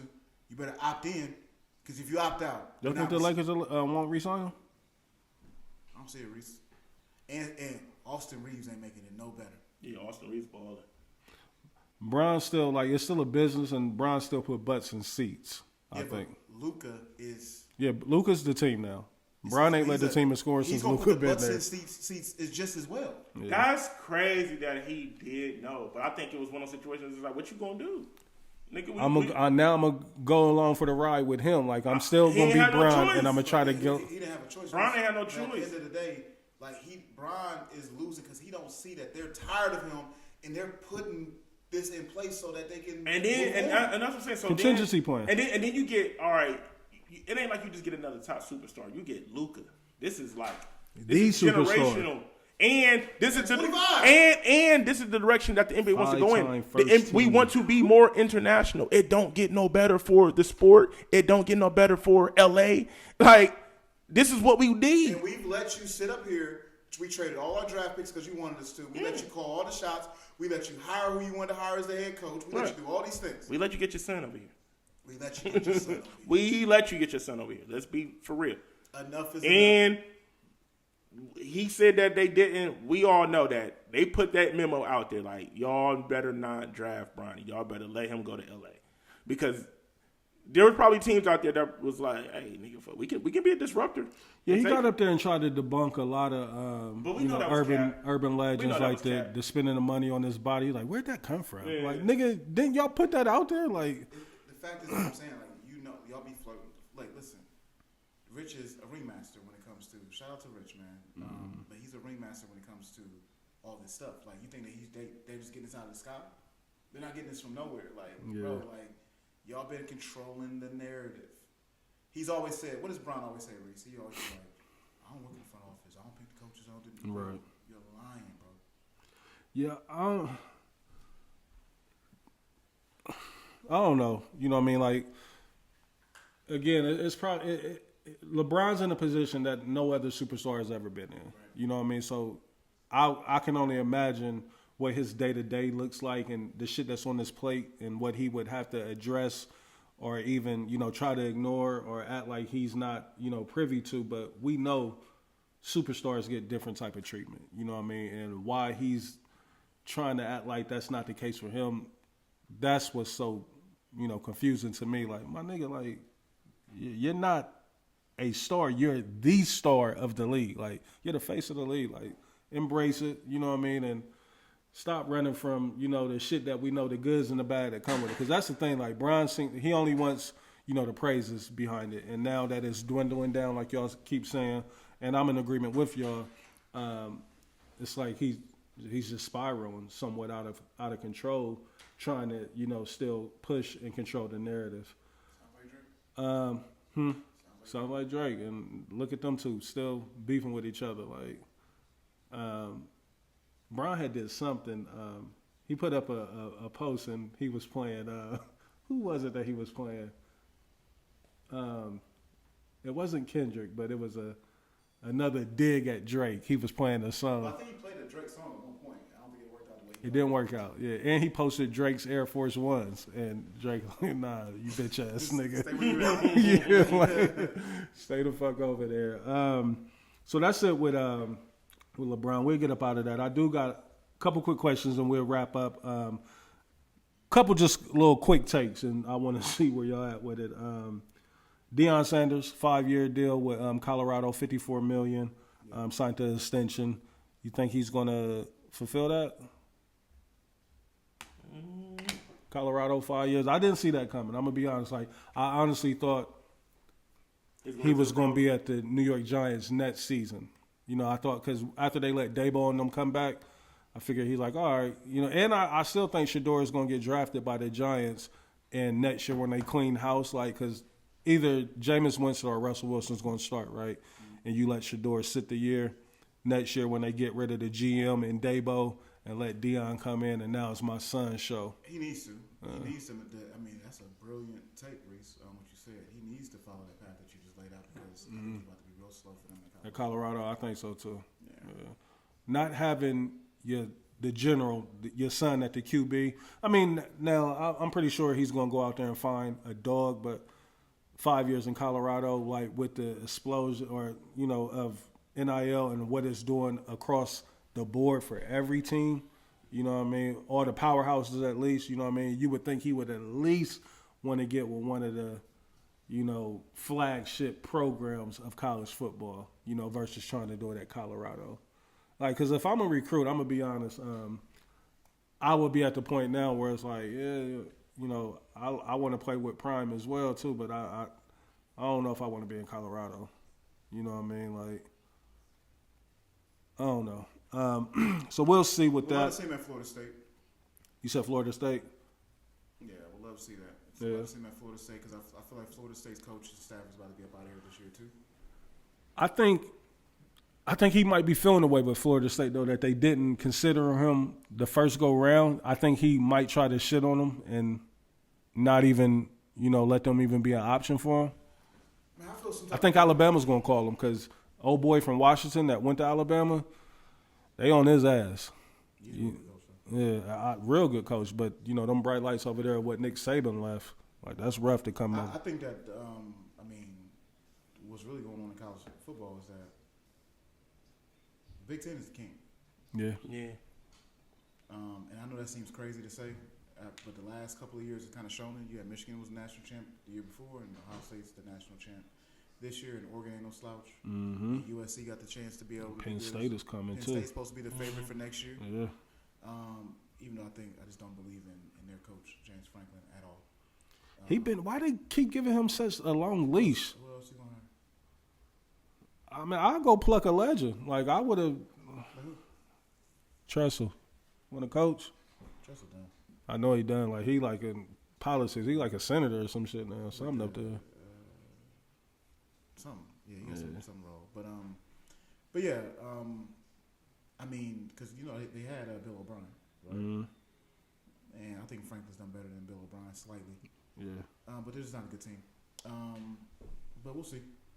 But the SEC is slow. So when you talk about Alabama, it's like this might be the new norm because now that NIL is a part of the game, it's even the playing field for a lot of people. A lot of good kids are getting a lot of good opportunities too with this NIL thing for sure. Yeah, I know. We hear a lot of the horror stories with the NIL and the transfer portal, but like you said, a lot of kids is really, they coming into college changing their lives for real, But this is my only thing I don't like about it is now that money has come into the play, whether we want to say it or not, y'all professionals now. Yeah. Like with the, like y'all getting professional money with this NIL, and so y'all have to. What I'm noticing is a lot of these kids can't really face the adversity that's coming with it. You feel me? Think about it, Blaze. A lot of these kids, they're coming from being the man since Pop Warner. You know what I mean? You go into your high school. You won a couple state championships. Like you've always just been a winner. Mm-hmm. And then when you accept these universities, and a lot of these kids ain't accepting these universities to win.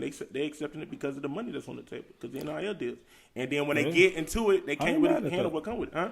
I ain't that mad at that. Look, I'm not mad at that, but my thing is these kids can't handle they can't handle what the backlash that comes with it. And so then they get to running and going to the transfer portal. But if you look at the scope of collegiate sports, that's kind of what it's done turned to. Like the coaches been doing that. Like what the players are doing now, the coaches been doing forever. I'm not mad at the players for doing it, but what I'm saying is what these kids have to understand is you can't just. My thing is this: you can't say I'm a kid when it ain't working for you. But then you want to be treated like a professional. Like, they're professionals now. They're like college. There's no more college football.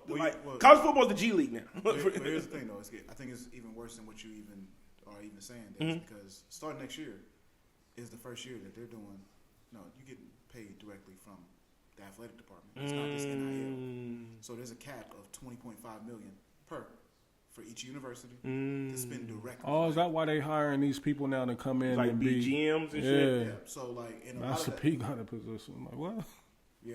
So starting 2025, 2026, which is next year, you get the cap of $20.5 million of direct money from the university. So that's the cap. They can't exceed 20.5. Right. So I think what the goal is, from what I'm hearing, is that How you do that with 50? Wow. I mean, because not every university. You think because you live in Columbus and Ohio State is such a like Purdue ain't got that. You know what I mean? Like, But I mean, but when you do, factor in the O states and shit, like 20 million seem dumb low to spread around for. Let me explain this. Okay. So their goal is not to be paying out Jeremiah Smith for 20 million. This doesn't make any sense. To say like, cause I need all of that. No. So what they're saying is like, we're gonna pay the lower tier players with this. We want to make sure everybody get a little. We're gonna make piece sure of that change. y'all. I mean, like, we rather take care of them, the people that you don't know. Jeremiah Smith is gonna be okay. He's gonna get $5 million no matter what he does. So what you saying that's kind? I'm kind of on the side of that because I'm pretty sure it's been mad niggas, between players 40 and 53 that ain't even got the NIL bag, no type of deal at all. So now the universe like, here go 500,000 for you or 200,000 for you. You know what I mean? Like, so I'm kind of in favor of that. I'll say about 100 bands. Yeah. You gotta think about it. It's 85 scholarship players. That's what I say. Yeah, and I fucked up. I gave the NFL number with 53. Yeah, 85 for it. Yeah. Take this 50,000. Enjoy this 4 And years. they be like, shh. Here go 200,000 for 4 years. Yeah. And it's gonna go up every year. 50,000 is just the base this year. Like, I mean, get that little check. yeah. You know what I mean? I'm still like I'm here on scholarship. Get that I'm little hitting five bands every month. I'm hitting the same thing Jeremiah Smith is hitting. For sure. And like a win to me. it's keeping guys around a little longer that ain't getting that shine. Yeah, know what you I'm making your saying? team better. Like I got a couple 5th-year seniors. Like I got a couple. It ain't letting the guy. 26-year-olds that can hoop. It ain't letting the guy go run the Bowling Green because. Well, at Ohio State, that's what they're gonna do that no matter what. Because if you we got a couple players that played for us last year, but wasn't gonna be a big factor this year. They went and got the bag. They was like, Oh, and I'm not mad at that. and I'm not mad at it. I like I like that. Right. I Let like me go to that. Toledo real quick and get this I like that. 150 real quick. I like that. I understand it. I just hate the top guys. It's like then they get there and then it's like, oh, And let me I misspoke. shit ain't really working how I want it. So I said Toledo. Let me miss they can go to Right. Kansas. They can go to Utah. Texas A&M. You know what I mean? Colorado State. Colorado. We had one back with Colorado. Yeah. We'll be here all day. See, that's a bad story though. So he made a mistake. Who? We had a running back last year that went to Colorado and was playing for them, but Oh, he went out there with Deion and them? it did not turn out good. He would have been in perfect prime position to be the starter this year. But see, that's the thing because when you go to a school like Ohio State, you get spoiled, and we so good, and we so you feel me? It works against So then you go to these other, then you understand like, hold up, nah, nigga, it's big business over here. We the pros. Yeah. We the pros. Yeah. Another. Then you go to some other schools, you see like the offensive line ain't as good as what Ohio State. You know what I'm saying? Right. The second string tackle really would be starting somewhere else. You know what I mean? Another quick take. Porn update. Whoa. Fellas, we still in the porn bag? Y'all still watching porn? Yeah. Me too. Oh, you think that because I'm just wondering, like, Are you amateur or? so we can get into the amateur bag a little bit. Like, what you like to consume? it's not necessarily what I like to consume, but back to the amateur statement that you made. Like, I was sitting here at the crib thinking, like, I really know like 4 or 5 people that do porn now. Oh, yeah, it's so norm now. Is that nuts? I mean, no. Well, porn is more normalized now. You got to think like. How many people you know that do porn? You don't know none? How many you know this? I know at least 3, 4 of them. Oh, we'll talk about that after the show. Yeah. who's the newest one out there? Like, But see, that's what I'm saying. I'm not really tapped into the. is anybody hip to no more. Jasmine Banks? I've heard the name before. Nah, I've heard the name before. seen a couple highlight reels. I was like, oh, I've seen PT here, PT PTP-er? PTP here. Yeah, like I don't know if she knew or old to the scene. Because again, like I'm one of them ones. I'm a creature of habit. You know what I mean? Like when I like something I like, and I kind of dibble and dabble in that same field over and over. Get your knowledge up. Yeah. So I think the question that Dez was asking, maybe you didn't understand it. I understood what he was. Go ahead, but please. No, I'm just Reiterate. I was saying, it sounds like you like the big leagues. Yeah, the big You're not leagues. really in the amateur. See, because Right, yeah. Amateur, I guess you're calling amateur like the people the unknowns or the people that's kind of doing it on a local scale. Yeah, on a smaller scale. You want like Bang Bros and Brazzers. No. That's never been my bad. That's what it's, I mean, it's good. I mean, you said Jasmine. But sometimes I get into a vibe where I just want to watch amateur. I want to see real bodies. Oh, hold on. See, okay. Oh, now I got to call both like of y'all. The camera work is different. If amateur's yours bag, Sometimes I just get into a vibe. throw me some names out there. Like, who are y'all considering amateur? No. There's no names. I don't have any names. He does. Okay, my fault. Yeah. Clear it out, one-on-one. I can't really think of a name. But I have a site that's real resourceful. That You gave us a site. Please, sure. yeah. I know. I gave y'all the site. Y'all said y'all didn't like the format. I didn't really like it. Like the Tasty Blacks, like No, that's trenches. That's the trenches. what's this like you gave? It's Batty Hub? Why you laughing? And that's not really amateur to me. Right, that's not amateur. Yeah, no, Because you can find stars on there. Pinky's on there. Yeah, you can't find stars on Roxy's on there. No, they ain't. But Roxy. If you type their name in the thing, they're coming up. No, Roxy ain't on Batty Hub. No, Batty Hub They is ain't like coming more up? up to date. No. Batty Hub is like the elite amateurs You that's better going be crazy. glad we on ain't got the OnlyFans. timestamp on this motherfucker. Because I'll start throwing some names out there. That's Roxy's not on Batty Hub. Now, you could find vintage Roxy on like a Pornhub. So are y'all telling me that y'all don't venture off into X videos? Y'all, that's not y'all's bag? There's nothing wrong with it. I'm an XX person, so Yeah, there's nothing wrong with X videos. Yeah. It's the same site. It's the same exact video. Yeah, X and XX, it's a little easier to navigate for me. Yeah, I like it a little better. X and XX? I kind of like the navigation on it a little easier. Even though, in the porn community, I've seen people shunning the site. And I'm like, it works It works for for me. me. I was just But wondering. there's amateur on that, and there's pro, saying it's and amateur doing that. there's vintage. Yeah. Tasty Blacks is a heavy That's amateur trenches. site. That's trenches. Yeah, news. Tasty Blacks. Yeah, You that's gotta be careful on that. That's trenches news. you gotta be careful on all of them. No, you have to be super careful on Tasties. Yes, Elaborate. that's trenches news. That's trenches news. can't. That's trenches news. I can't. Off air. Off air. That's trenches news. I know what you're talking about. Like, I know you do. I know what you're talking about. I know you do. You can think you got a quality something like, oh no, she got. Oh my god! Like I thought she was getting hit doggy, but no! Buyer beware. They flip them over and be like, oh my god! That flip over tell you. Yeah. Ruin the whole session. Yeah, that flip over. It's dangerous. Yeah, it's over. It's Hey, over. you see It's my brother dangerous. try to walk me down that route? Yeah, It's it's dangerous. over. It's over after that. Elaborate. It's No, dangerous. After nigga. that. It's time to go run a lap after that. Yeah. I'm in your city. The text message. Have you ever sent that to a chick? Like, hey, I'm in the city. Why chicks hate that so much? I don't know. Like, yeah, nigga, I'm in your city. I'm letting you know. Like, do what you want with that. I have a story off air about that comment. But I'm in your city. I take no offense to that. I've been hit with I'm in your city text messages. Like, guys get them too, ladies. I don't know if y'all not aware that we get them as well. I've been hit with I'm in your city text, and I'm like, oh, cool, enjoy.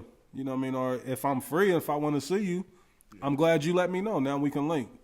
I seen like some online chatter, with females, feeling like, nah, nigga, you didn't properly plan nothing or nothing. Like, It's a big thing. yeah, like it's a lot with women, man. A lot that guys need to know. Like somebody need to throw a manual out there because it's clear that I think women might be, taking a lot of shit from manuals. Why can't women see the absolute signs? What If you I'm mean? not taking the time to plan something with you, then it should let you know exactly where you fall in line. That's okay. The views. That's that. I'm gonna let you. I'm not going out there on that hill. Well, how you feel about that, Des? No comment. Because I don't necessarily agree with that with what you said. But if that's how you feel, No, I'm not saying. I feel like it's just. I'm not saying that I operate with those type of ethics or whatever. But right? sometimes, like, I got homegirls, and I be talking to them like, "What's the confusion?" Like, If he's interested in you, you will know. I feel like it's clear signs sometimes, and I don't understand. But I don't want them to think that. Well, I don't know. No, I don't care. Finish what you're saying. No, that was pretty much it. It's like, because I know it's a big thing, but it's like plan something with me. or playing something. Don't wait till the last minute. Man, I sat through, like my brother Walt, like I won't go into detail at all, but the conversation I heard him having, with a young lady,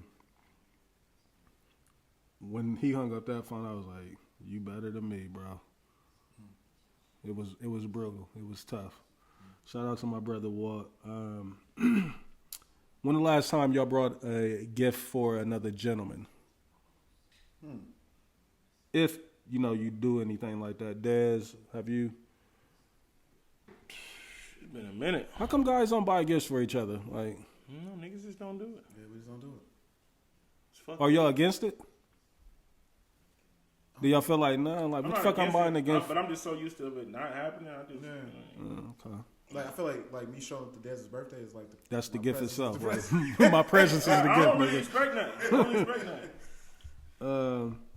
I don't know. Like, I think I'm just getting big on, like, we should celebrate each other, like, the way that you, not necessarily that you desire to be celebrated, but just, like, it ain't nothing wrong with showing love and, gratitude and just appreciation for your homie. Like, I think we so stuck in, the way something could be perceived or how it would look. Like, some niggas would be like, the first time you ask them, like, when the last time you brought a gift for a dude, like, nigga, I ain't gay. Yeah. You know what I mean? That's how niggas, it's ignorant, you know what I mean? But, unfortunately, a lot of, dudes still got that train of thought. But it was just a question, I wasn't trying to stump niggas or nothing. Just wondering, is that something that you would be into, or if it's something that you've done? I wouldn't be super opposed to it. Like I said, just the friend groups that I have. It's just not it's not necessarily a thing. Not a requirement. Lastly, Neo. Y'all got any thoughts on Neo and what he's doing? I know we kind of spoke about it. Are y'all in favor of what Neo's doing, or do y'all think, like, Neo, you need to chill, or at least don't publicize, that shit? Like, for those unaware, I think Neo's in an open relationship with, like, 4 other women, and I think as of a couple of days ago, like, he announced the 5th person. Like, is this nigga running a game show or what? Like, what? I don't know. What's he on? Like, anything. Big ass head. Like, you ain't even that fly, Neo. Like, anything, bro. Thank God he wrote "Let Me Love You." Like, cause have y'all seen, like, Neo looking nuts? Y'all think Neo got a classic album? That's not my bag to even know. Like, you think so? I know that record that you looped for is like dun dun dun dun dun. What album is that on? Dun dun dun dun dun dun dun dun. Remember I told you he used that twice. He used it. Oh, he used it twice. So he used it for Mary J. He wrote the song for Mary J. And he doubled back and got it. But you did something. You just looped it. Like, I ain't heard how the beat drop down. Like, do it drop into something else? Does. You would hate it. Do it. Yeah. See, I've never heard it. You would hate it, Reese. Just like, I play it when the show's up. Okay. I think that's all I got, fellas. The Kanye, I want to kind of shelf that for next week because I want to actually, kind of look at the interview myself. Me too. But, he's still on that bullshit. I did see, I don't know if this was AI, the shit that he was saying about Hove. Like, I don't know if these tweets was fake and somebody put them out there.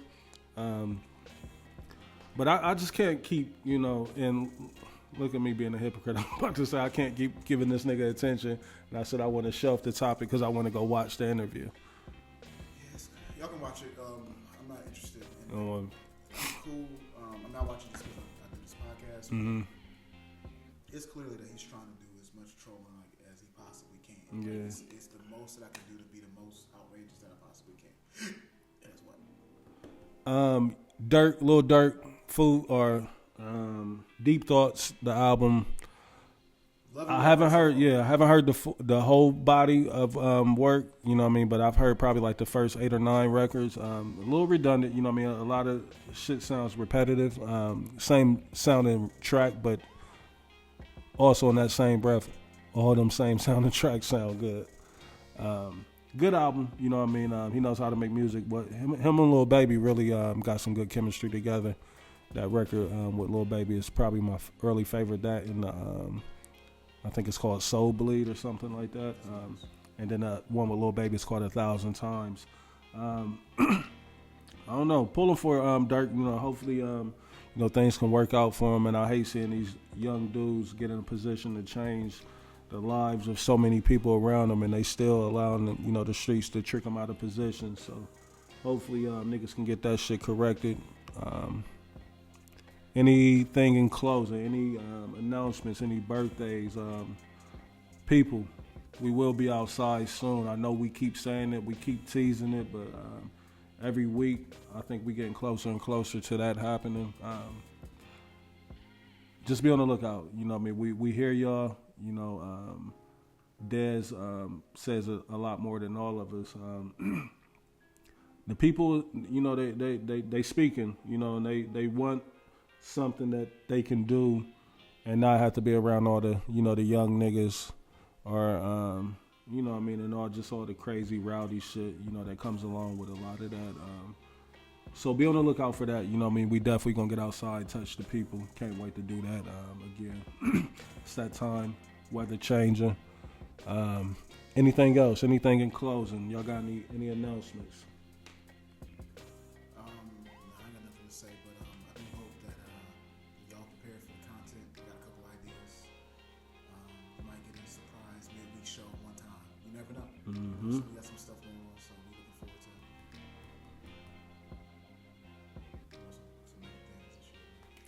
For sure. Dez, you got anything? Nah, man. You here. Been a great show, fellas. Great show. We podding.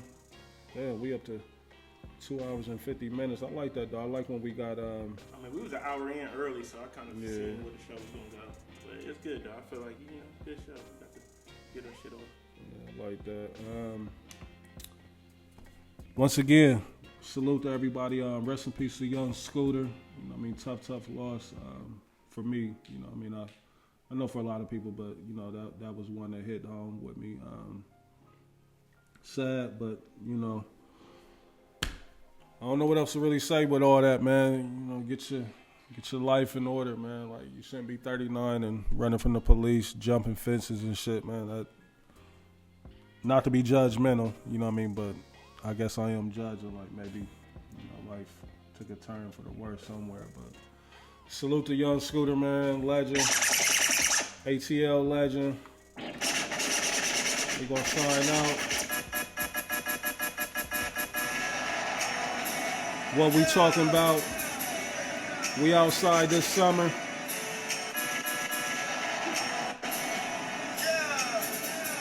Shopping bags is back. The honorable, the superstar engineer. We outside. Rest in peace to Scooter, man. We out.